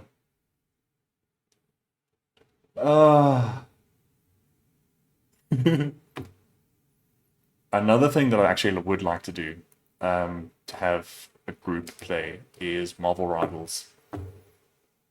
I'm doing relatively well. Like I was essentially like just the Punisher main, but I've actually also played in as Emma Frost, and I've done relatively okay. And then I've also played as Invisible Woman, Sue Storm. And I think I did okay there as well. But it's also all been like quick play matches, so I haven't tried the competitive side yet. So I don't know how good I am. But we thought. mm, mm. Oh, nice. Okay, that's cool. Oh, come on, Echo. We all know it. Okay, yeah, an ad is going to start soon. Just fine. It's fine. It's fine. Um, yeah. So here's the thing that kind of irks me about the essentially the transition from being a streamer to now being a YouTuber is that I spend now twice as long or three times as long to make any content because I don't have the stream first where people can just tune in and be like, oh yeah, hey, blah blah blah. Because I don't do well with the break in sort of like having to constantly transition between being social with chat and then playing the game as well. It's kind of why I went onto the YouTube side and why I enjoy doing the recordings a lot more. It just takes a long time to actually then edit down and put the video up essentially like cut out the bits that I don't want, do audio leveling, and then you know, you can make thumbnails and do the other YouTube stuff probably a lot faster. But yeah, the in essence the yeah, it takes a long time. I'm playing the convergence mod for Elden Ring. Holy damn, it's like playing a new game. Cool, man. Very nice. Yeah, Goose saying you modded Marvel Rivals a week before the update and mods need to be updated. Ah, I see. I see, I see, I see. Yeah, it kind of it is what it is. I kind of enjoy it. Well, apart from Baldur's Gate, I've got a couple mods on Baldur's Gate, but I haven't actually gone and done any of that for a while. I need to finish my first playthrough with Baldur's Gate and put that video up as well. Yeah, dudes. Um, I don't know. I've kind of like run out of things to talk about, and then there's still an hour left to stream.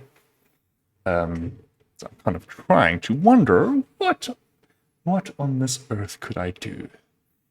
Um,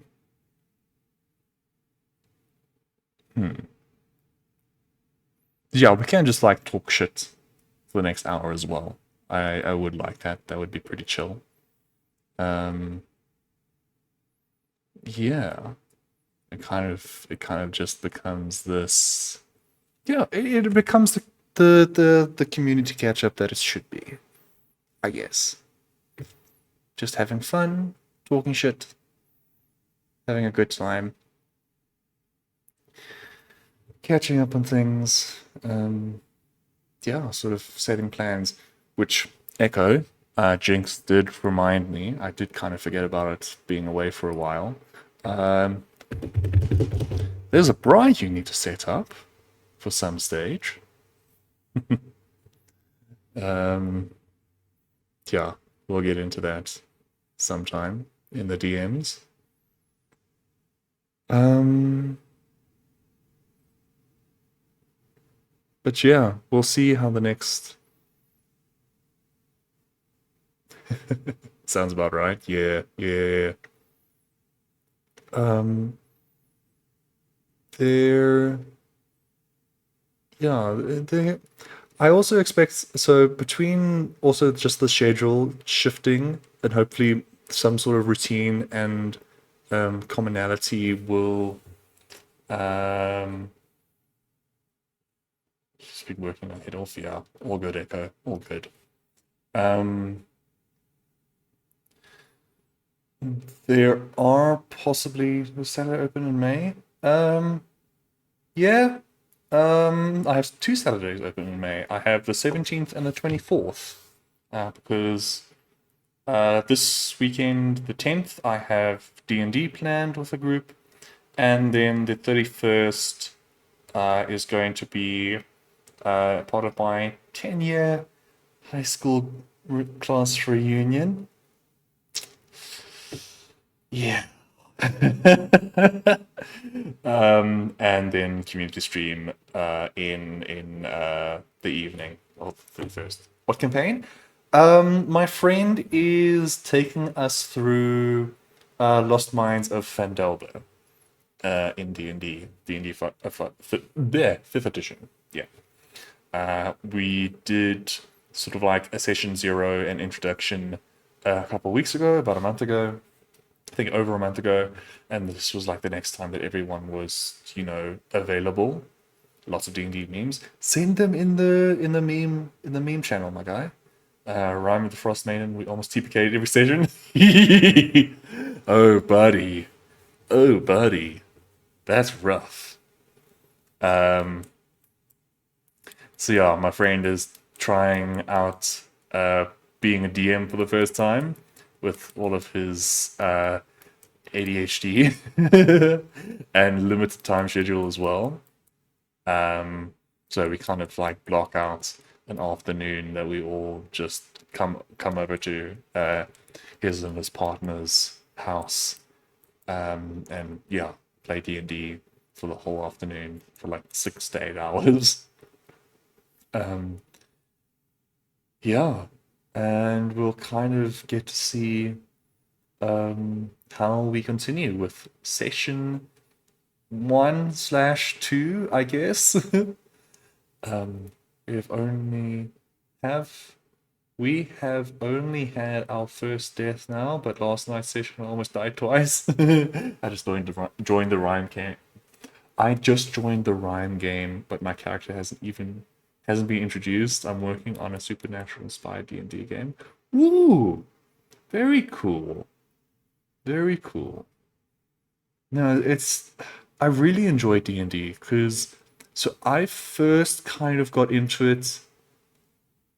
I'm gonna say like 2017, 2018, because that's kind of no, not really. I'd say actually earlier, um, a little bit earlier, maybe 2014, I'd say. When it was the first kind of like thing that I really got into in D&D wise was source fed nerd and Maud Garrett's source-fed D&D, essentially, which was kind of like a very, very basic version of D&D, which was literally like um, rolling a d20 on whatever you did, and that just sort of depended on your success or fail. I have an idea for a homebrew game, but to get around the prep is what's killing me. Yeah, blame Baldur's Gate. Fair enough. So I sort of watched that game as it came up for a season, like every year or so, and then 2017. Yeah, I think 2017. No, yes, no, 2018. I then actually got into. Want to do Brian 17th? Yeah, man. I can put that on my calendar right now. Actually, uh, Echo Bry. There we go. In 2018, I then started watching Critical Role, and that set me off. Oh, penciling as well. Nice, nice, brother. Yeah, started watching Critical Role. Watched sort of like midway through campaign at the start of like the midpoint of campaign 2. And once I was like in a couple episodes, like, okay, no, I want to know everything about this. So then I started watching, sort of simultaneously doing a catch up of like campaign 1 whilst keeping up to date with campaign 2. And I think, I got through campaign 1, I think by November, December of 2018. And then I kept on going pretty much throughout the majority of 29. No. What am I talking about? No, my brain is trying to piece together stuff. Don't see something on Discord that my wife did. Ooh, nice. Very nice. I'll have a look at it. Yeah. I don't know. I can't say the years exactly because kind of the brain melts a little bit when trying to think about things. But essentially, 2018, 2019, 2020 was my massive Critical Role binge, in a sense, those years. And no, actually, no. 2018, 2019 was a massive binge. 2020 was less so because I think I was caught up at that stage, but I still kept up with it. Then 2021, I'd moved out. Well, I moved back in with my mom and sister, and I think roughly that time, or maybe midway through 2021, campaign 3 started, and I started to sort of fall off a bit with that. But by that stage, I was then also playing a D&D game with friends, or I was just starting to play a D&D game with friends at the start of 2021.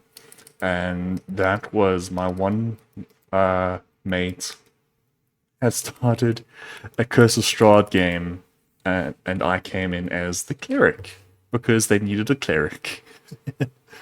That's happened. That's what happened with me and Echo.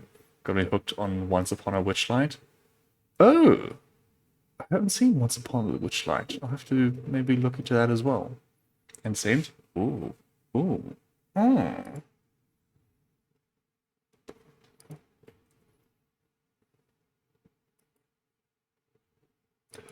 Oh my goodness. Brother, is this a dice tower? That is insane. Whoa. So cool. So cool. And then, oh geez. Good stuff. Sending all the memes. It'll be good to look through later. That is a Tiamat dice tower. Watch it, it's comedy gold. Okay. Hooked on. Hooked up on Once Upon a Witchlight. Okay.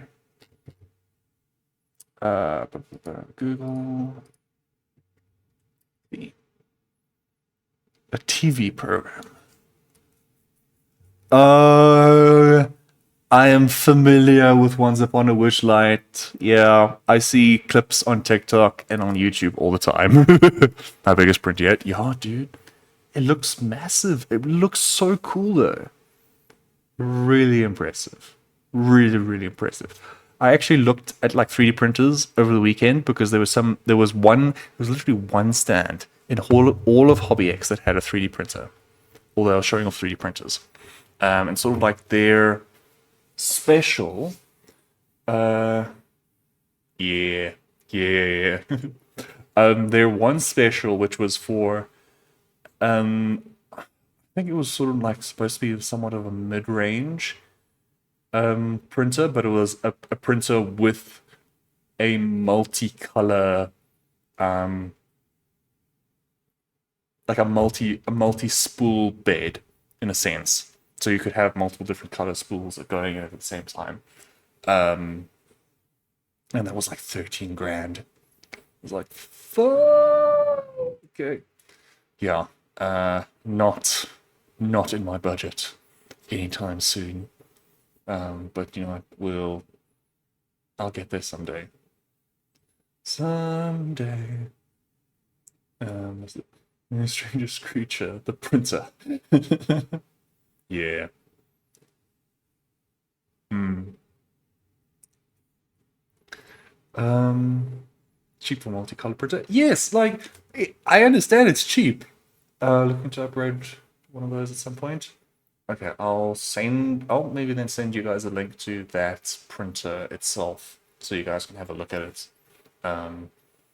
Because yeah, like definitely it is. I think in the range of printers, it is very cheap. I think it is very cheap. I think it's on sale as well, but yeah, like as a special, it is very, very cheap with regards to 3D printers and for multicolor 3D printers. I'm just fucking.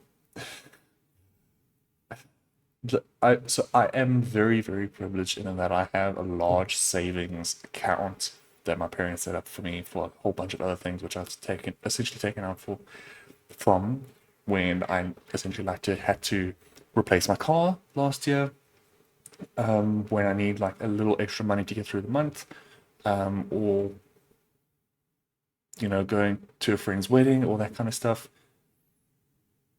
But I've tried to be really, really good about not just frivolously spending any of that, because that money is meant to be like down payment on a house, or maybe it's the buffer that I have for the next couple years, if I stop getting supported by certain family members financially, and I essentially have to go out on my own and pay all of my expenses whilst I don't have financially in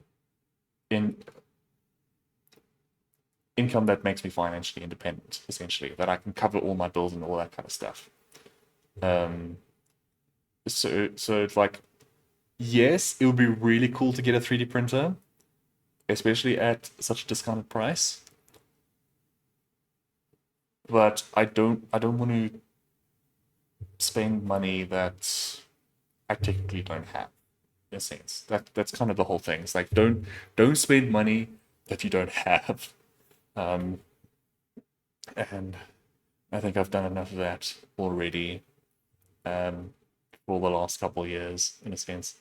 Go back to D&D, we're starting a Call of Cthulhu campaign. I'm very excited. Yeah, awesome. That is awesome, Echo. That's going to be so cool and so spooky. Finally, have friends who have a printer. That is true. That is true. I have friends. And I lost a bit of food money on Lego. Yeah, I do that too sometimes, which is why I need to take money out for the rest of the month. I spent money on Lego. Yeah, I do stupid things like that as well. Good stuff. Thankfully, I try to keep it to like once every couple months, like once every 6 months or something. Um, Sometimes that doesn't happen. Um, oh, but, I want to say this. I had to do something like that this last month, actually. Like a little more than a week ago, I think. Yes, more than a week ago, about a week and a half ago.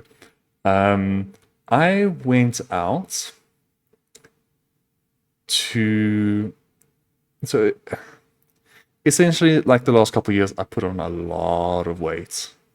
Like a lot of weight. Like through my first degree, which was about 5 years, I kind of got a little bit I went from essentially 80 kilos at the end of high school, at the end of matric, to probably I think maybe like 92 kilos or something by the end of COVID, essentially. Let me see if I can actually find that weight on my chart.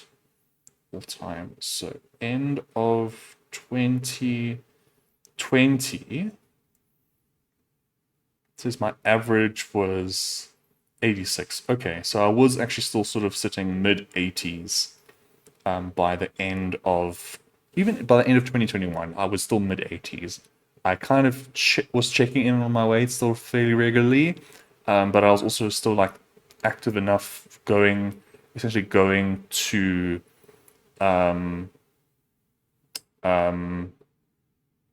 like walking to university, taking bikes, going to gym every so often. So like I was able to sort of keep a relatively decent weight. And then I moved out. I moved out again.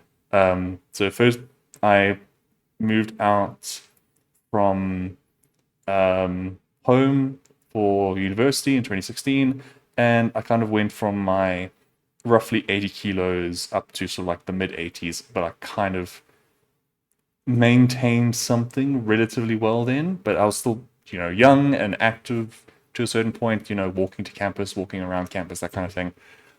And then I moved out locally from going back to living with my mom and sister for a year.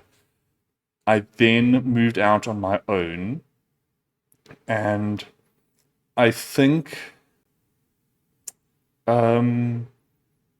maybe near the end of 2023, I was getting very close to 110 kilos. Yeah. So I've kind of spent the last couple years trying to come back down. Oh, I can actually check. Yeah, the heaviest I ever was on average was November of 2023, at about 104 kilos, it said.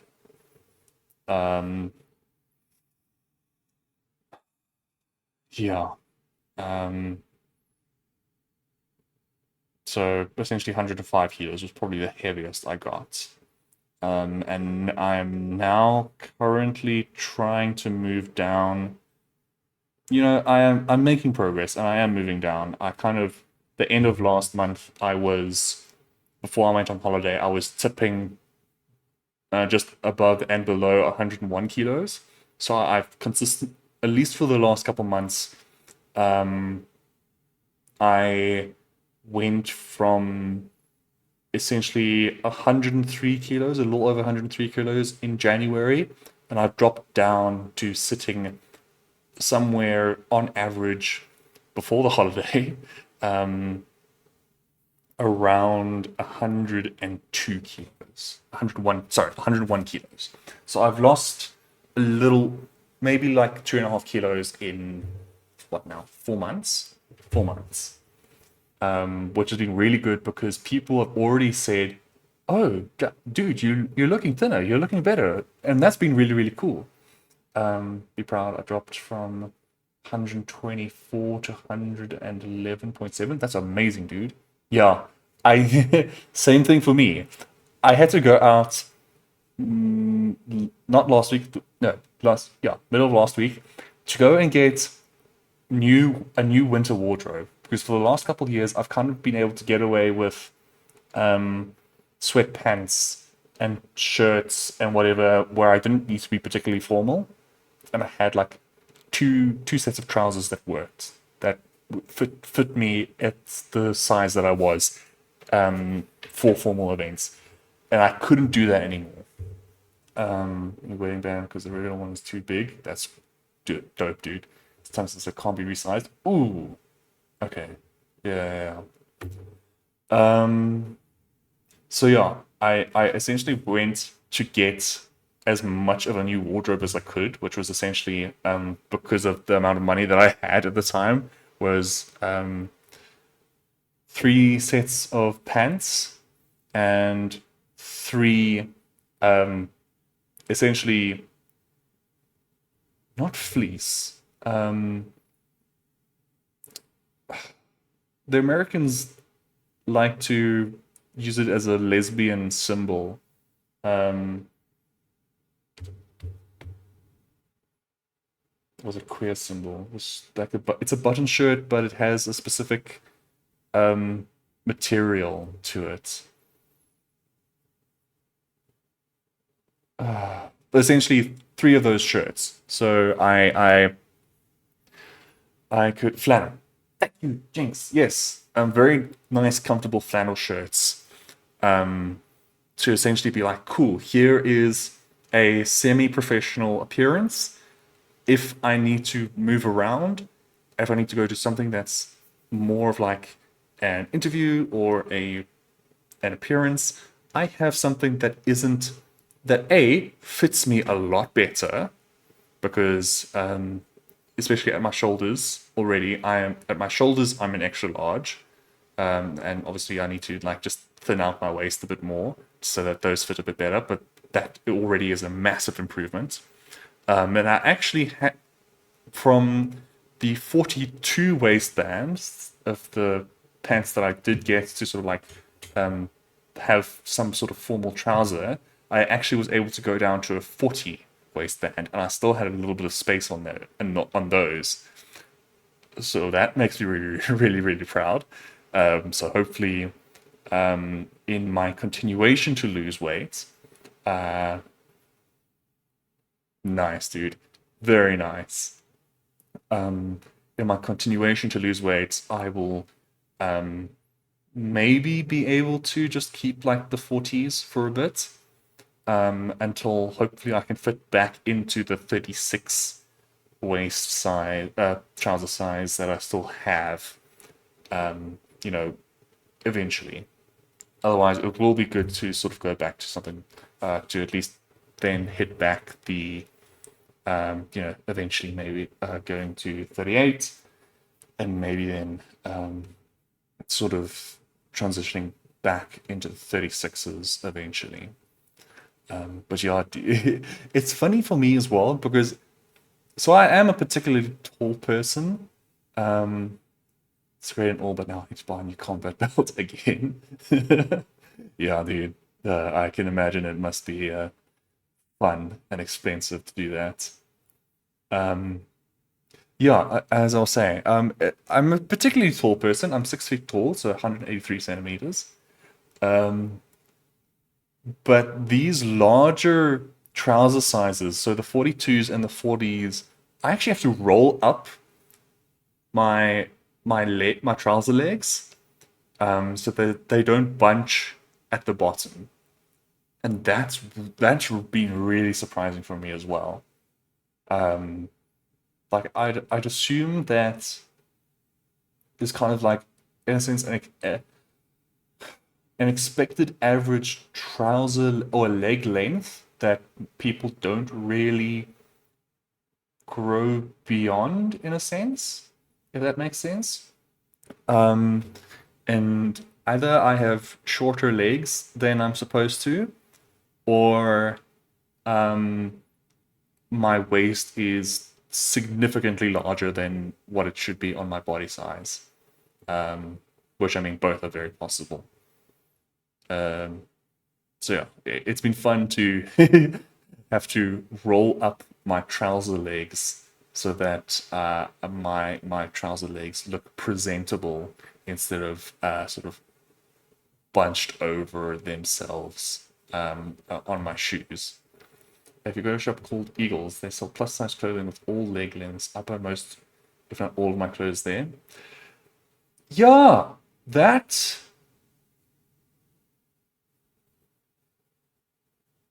you know, so I don't mean this in any offense.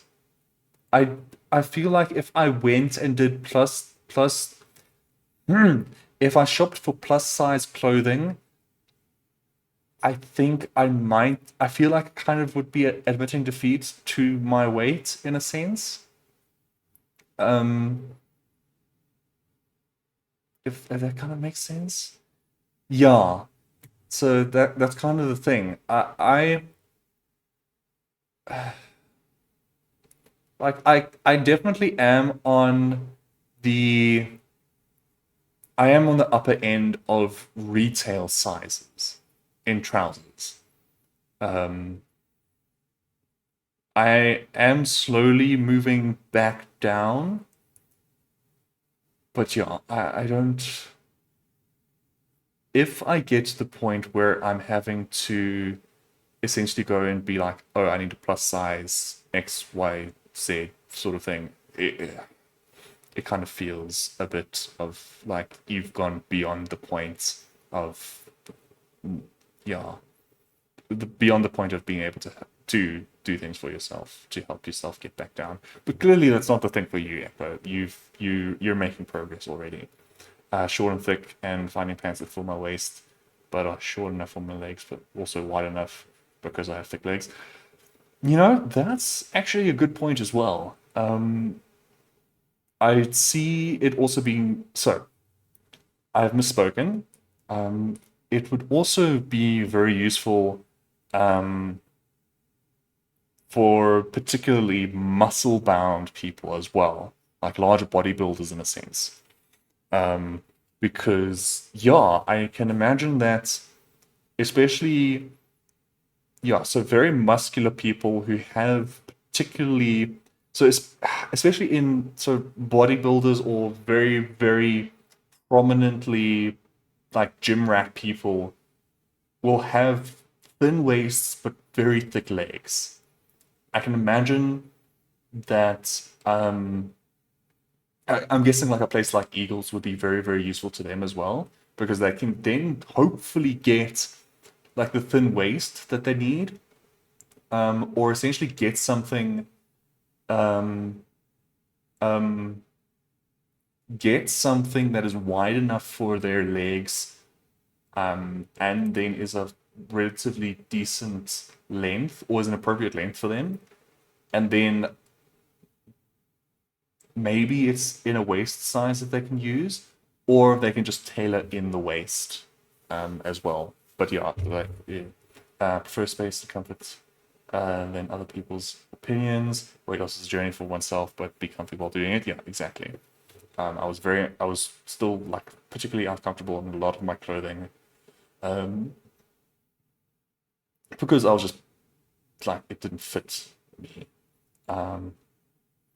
Gym rats and our legs and waist is thick. Yeah, yeah. I guess it's yeah. I think I'm projecting a popularized image instead of just taking in. Oh, is this person healthy? Cool. Let them be them. Which clearly you guys have made that um, have taken that lesson, have learned that lesson of like, hey, are we healthy? In some aspects, yes. In some aspects, no. Are we this body idealized body type? No, but we can be happy with who we are, and take care of ourselves, and we're happy together, and that's all that's important. Which is definitely better than what I'm sure quite a few people. Um, you have to wear XL or XXL shirts, otherwise it's too tight around my shoulders and arms. Same with pants. I find jeans particularly fit my waist, but don't fit around my calves and thighs. Mm, mm, mm.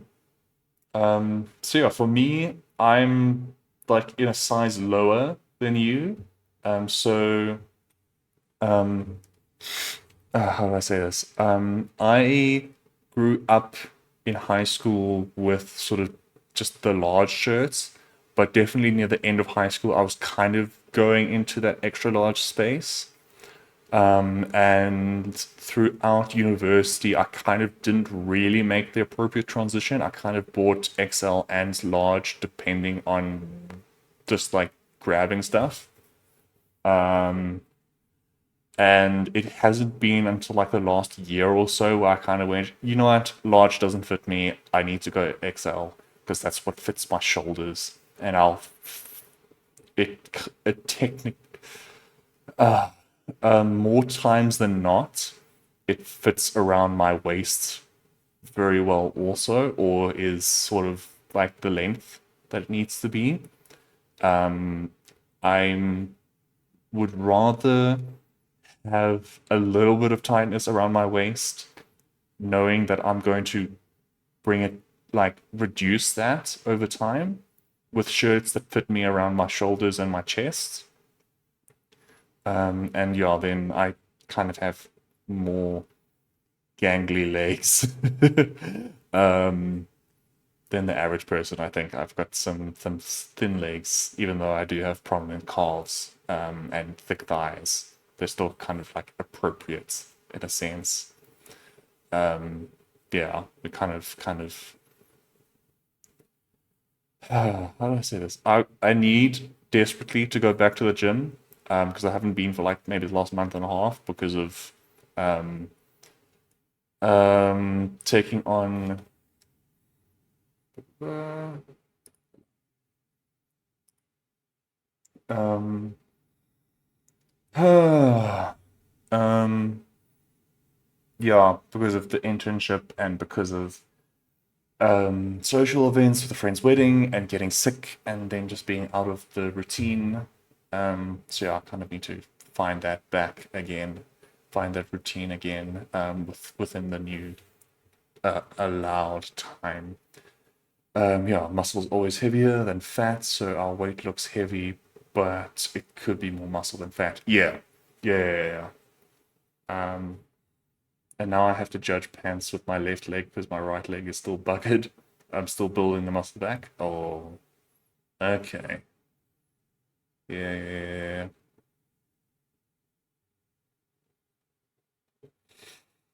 yeah. Yeah. Oh, something that I actually didn't bring up because it's not pertinent as of yet. Um, Something that sort of came across my social media feed, as well as, well, social media feed multiple times now because it's kind of co-related with autism and or my autism and ADHD. I have three ups in my right leg. One is where they had to lengthen my calf muscles. Oh, okay. That sounds excruciatingly painful. um, what was I saying? Yeah, it came across my social media feed multiple times, and I kind of need to go and do some research on it for myself to see how well I match with it. Is Ehlers-Danlos syndrome, which is essentially like a connective tissue disorder, which a lot apparently has a high co co-diagnoses or co-morbidity with autism and ADHD. So it's sort of the thing of sort of like one of the most prominent symptoms of it is having like extremely stretchy skin or having very, very high or being very, very flexible. And it also kind of gives you a lot of, sort of like, as one person sort of like puts it, if you have like lots of tension, if you have lots of like unexplained headaches, if you have sort of a much easier time stretching or being flexible than you should, or essentially like someone else who has a comparative lifestyle to you, or if you are able to like stretch a bit more or stretch more or the same of someone who is highly active and highly flexible in a standard sense, having double joints, which I have several of, or having hypermobile joints, or what I have seen from someone else, like having to essentially like pop joints in a sense, if you know what it is. Let me actually see if I can get my neck to do this because I can feel the tension already. Let's see if I can get the mic to pick it up. Yeah, okay, the mic did get that. Having those joint popping is apparently something that I saw another content creator sort of label as part of like the chronic illness of Ehlers-Danlos syndrome, is like having to pop joints. Thank you, Echo. Yeah. Do you ever Reaver give the Ruinous Love series a try? I'm currently doing the younger brother's workout. Damn, it burns everything. Okay, cool. Let me grab that. I'm not particularly much of a reader, just in a sense that kind of in between all of the stuff that I already do. Book trilogies. Interesting. Okay, no, I'll have a look at it. Yeah, I don't have much time for sort of that stuff as much because I already look at a whole bunch of other things.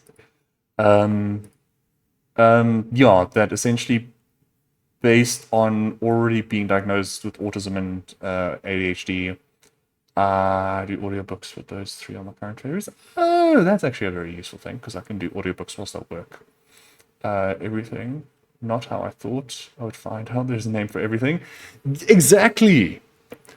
Yeah, so sort of like to look up and try and see if like there's something that or enough things that I can relate to on my own, and then maybe looking out for some sort of assessment and diagnoses to be like, cool. I then have Ehlers-Danlos syndrome, EDS.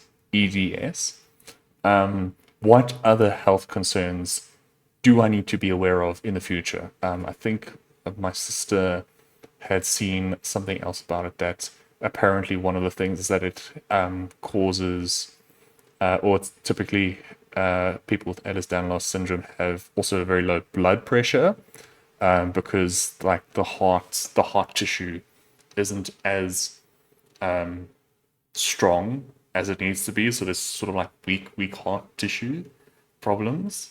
So like for me, especially when you'll see it when the Baradiad video comes out, I have severe Like frights. My frights are very bad. If you jump scare me, it genuinely feels like my entire chest seizes. It feels like my heart stops. Genuinely. So yeah, I really do need to look up Ehlers-Danlos syndrome (EDS) and sort of like do like my own little self-assessment. Be like, okay, cool. What do I relate to? What do I not relate to? Yeah, all that sort of thing. Taking into account, yeah, just being aware of health and that kind of things. Um, being aware of what's going on, sort of like being aware of what could come in the future. Especially sort of a case of, yes, there's a whole bunch of like disability stuff already that I've sort of integrated in being on ADHD, and excuse me, being diagnosed with depression and sort of having anxiety attached to everything from that as well. To then be like, okay, cool. Here's something else that is a chronic illness and yeah, it is a chronic illness. To just be like, cool. Be aware of this. Like, have someone know about this and get checked out on these things for the basis of, huh, this could cause problems. Yeah. And then also just to be like, cool, here's the problem. We need to get some training or get some PT, or some sort of methods to keep you healthy, because these things cause additional problems. I'm seeing a bunch of stuff that should not be open for some reason. Okay. Can you close for now? Close that for now. Yeah.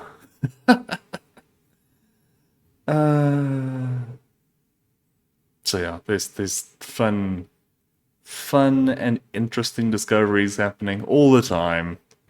That is pushing my knowledge of myself forward, in a sense. So yeah, we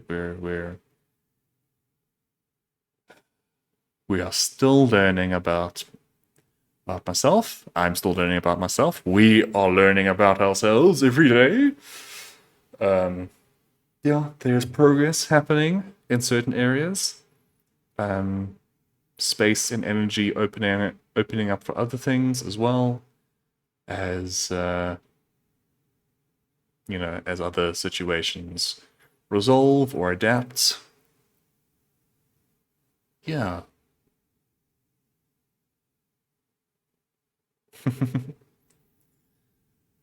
Oh man.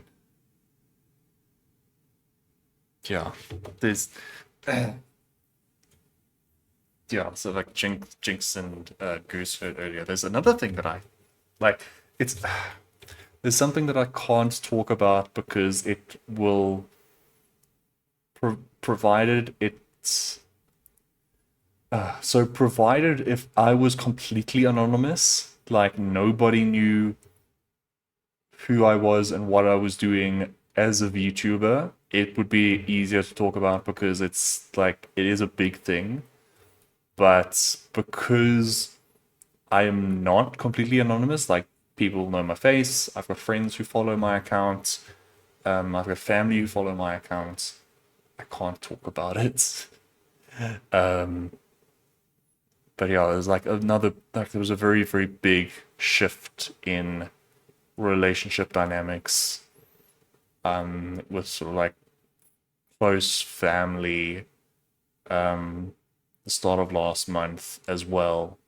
That sort of is why first of all, is why I'm also very, very keen on becoming financially independent. I was always keen on becoming financially independent, but I kind of like moved up the timeline or moved prior. Well, it was always a very high priority, but it kind of like became, I don't know, the intensity of priority increased in a sense. But it also then opened up sort of like a lot more energy um, and space for other things to start, like looking back and or looking forward and being like, oh, maybe like I could start dating sometime. I can find like energy and space to be more social and that kind of thing.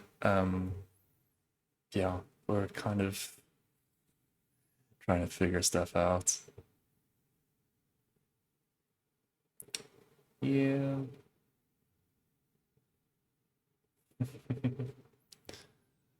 Ah, okay. Well, it is almost 9 o'clock. I can sort of start looking for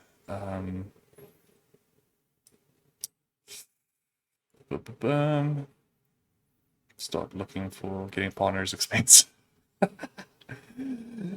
It is. It is. There is also just the case of having the emotional currency uh, to do all of that kind of stuff as well. Um,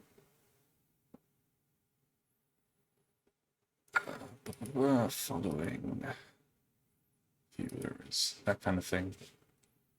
I'm the expensive partner. Lol. Lol. Um, yeah.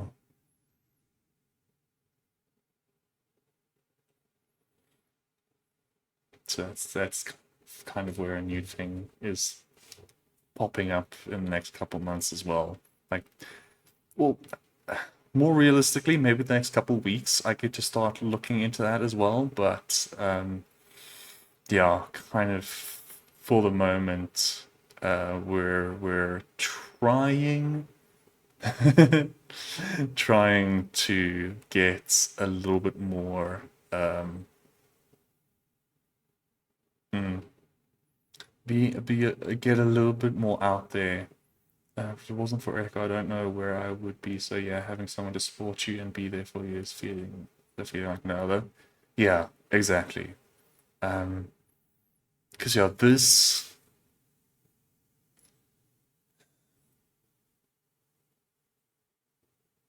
this now having or starting to get people who are essentially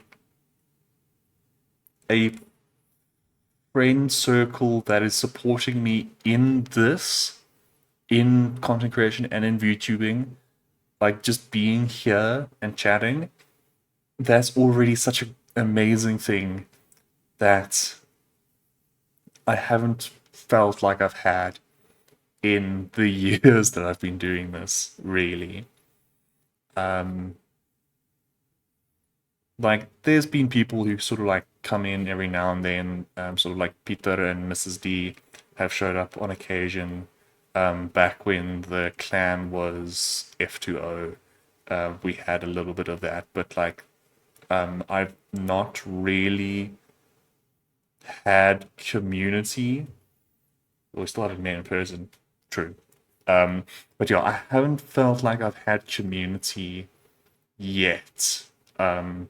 Goose kind of was the start of that, in a sense. And there have been other creators that I've met up with and that show support. Um, I don't know, man. Like, it was worse when our country was worse than the country's politics. Yeah. Well, it became worse. When I first joined, it was kind of super chill, and then other people joined and became a thing. And yeah, then it became a problem.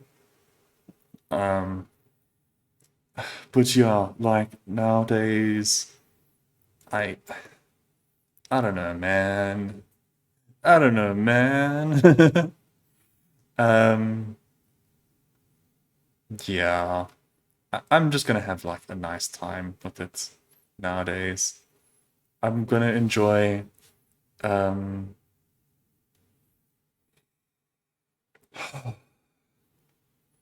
it's nice to feel community now.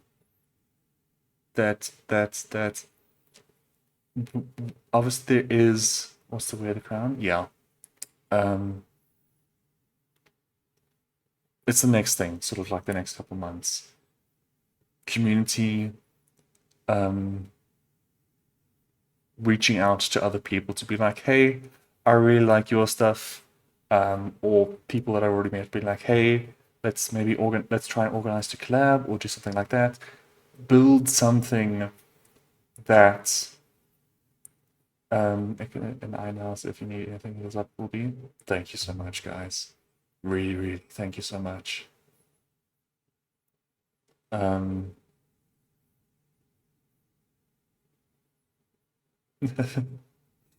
yeah. Thank you guys. Really, really. Um yeah, there's so many things that I wish this had been years ago already. I wish I'd made progress on. I wish I'd grown. I wish. So this feels pretty shitty to say, but I wish this brought a steady income. Um, like I understand that this can't always, or I can't just be successful immediately with this. Um, and I don't want to make a community where it's like, hey guys, give me money. I'm a streamer. Give me money. No, that's not what this is supposed to be. Um,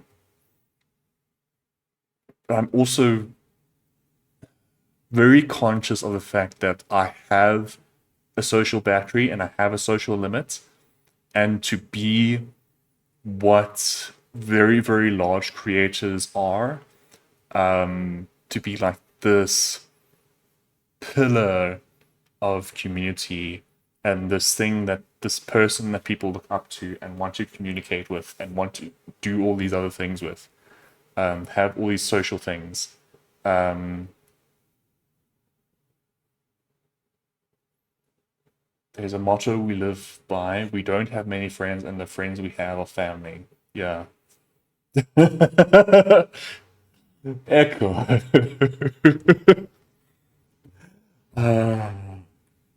Well played, man. Well played. Um, but yeah, like being conscious that I have a limitation and that the exchange of monetary support for what essentially becomes some sort of idol culture is not where I want to end up, but I still would like to chat and play games and make videos and that kind of thing and make games as well, um, and essentially find a way to make content and content creation a revenue, an income in some sense. Um, yeah, that's kind of why I started. I wanted to be financially independent, and this was kind of like an avenue to do that. And that was in like 2018 or something. Um, yeah, it feels weird. It feels silly, but yeah, I guess I wanted to just be able to say like, hey guys, thank you so much for coming in, for sort of being this little community, little support structure, that I haven't really been able to make on my own, in any meaningful way so far. Um, it's nice. It's really, really great to have you guys here and chatting and supporting, in this little way that you can. Um, yeah, hopefully one day there'll be something else, another big step, another big leap, something that I'll learn, that will make this hobby even more, um, I don't know, fulfilling in a sense. More community, more friends, more awesome people around. um, yeah, we'll see what happens in the future. But for now, I mean, it is almost 9 o'clock. This is kind of where I was going to end off. I think we've had some very good conversations. I've spoken about pretty much everything that I could speak about. It takes time. What will be, what will be. Yeah, exactly.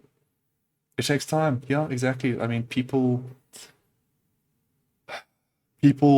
take. Sometimes it takes a year. Sometimes it takes a couple of months. Sometimes it takes a decade to become successful in something like this. It just takes time, and people will find success where they find success.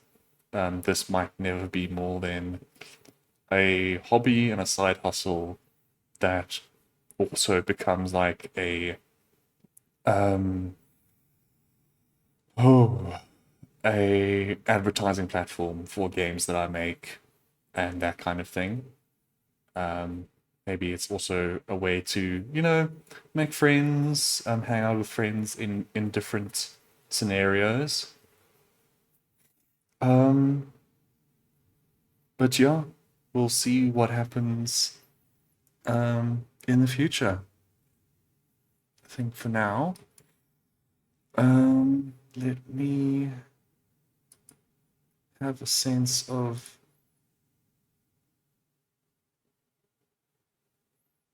yeah. Um, I am going to do the raid somehow, so that everyone can go and enjoy someone else's content. Uh, um, let's see, raid. Yes, Echo, that is correct. We are raiding someone else.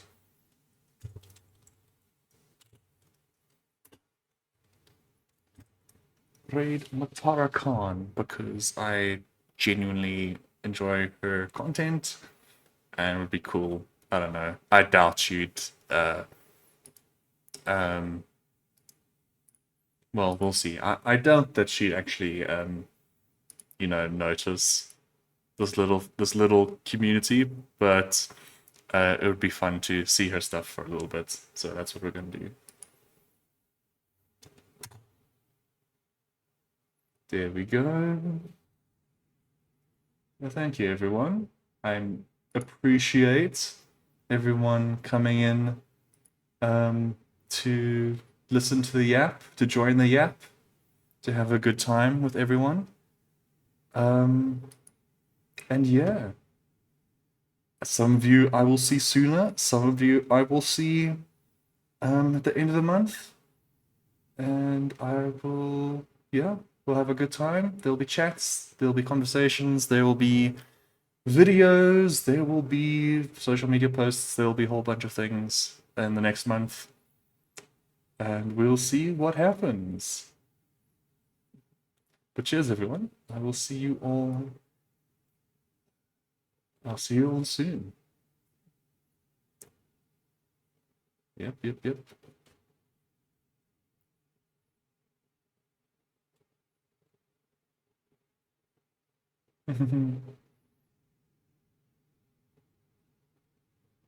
Felicia. What is it? Felicia? Felicia. Bye, Felicia. uh, See you on the 17th, guys.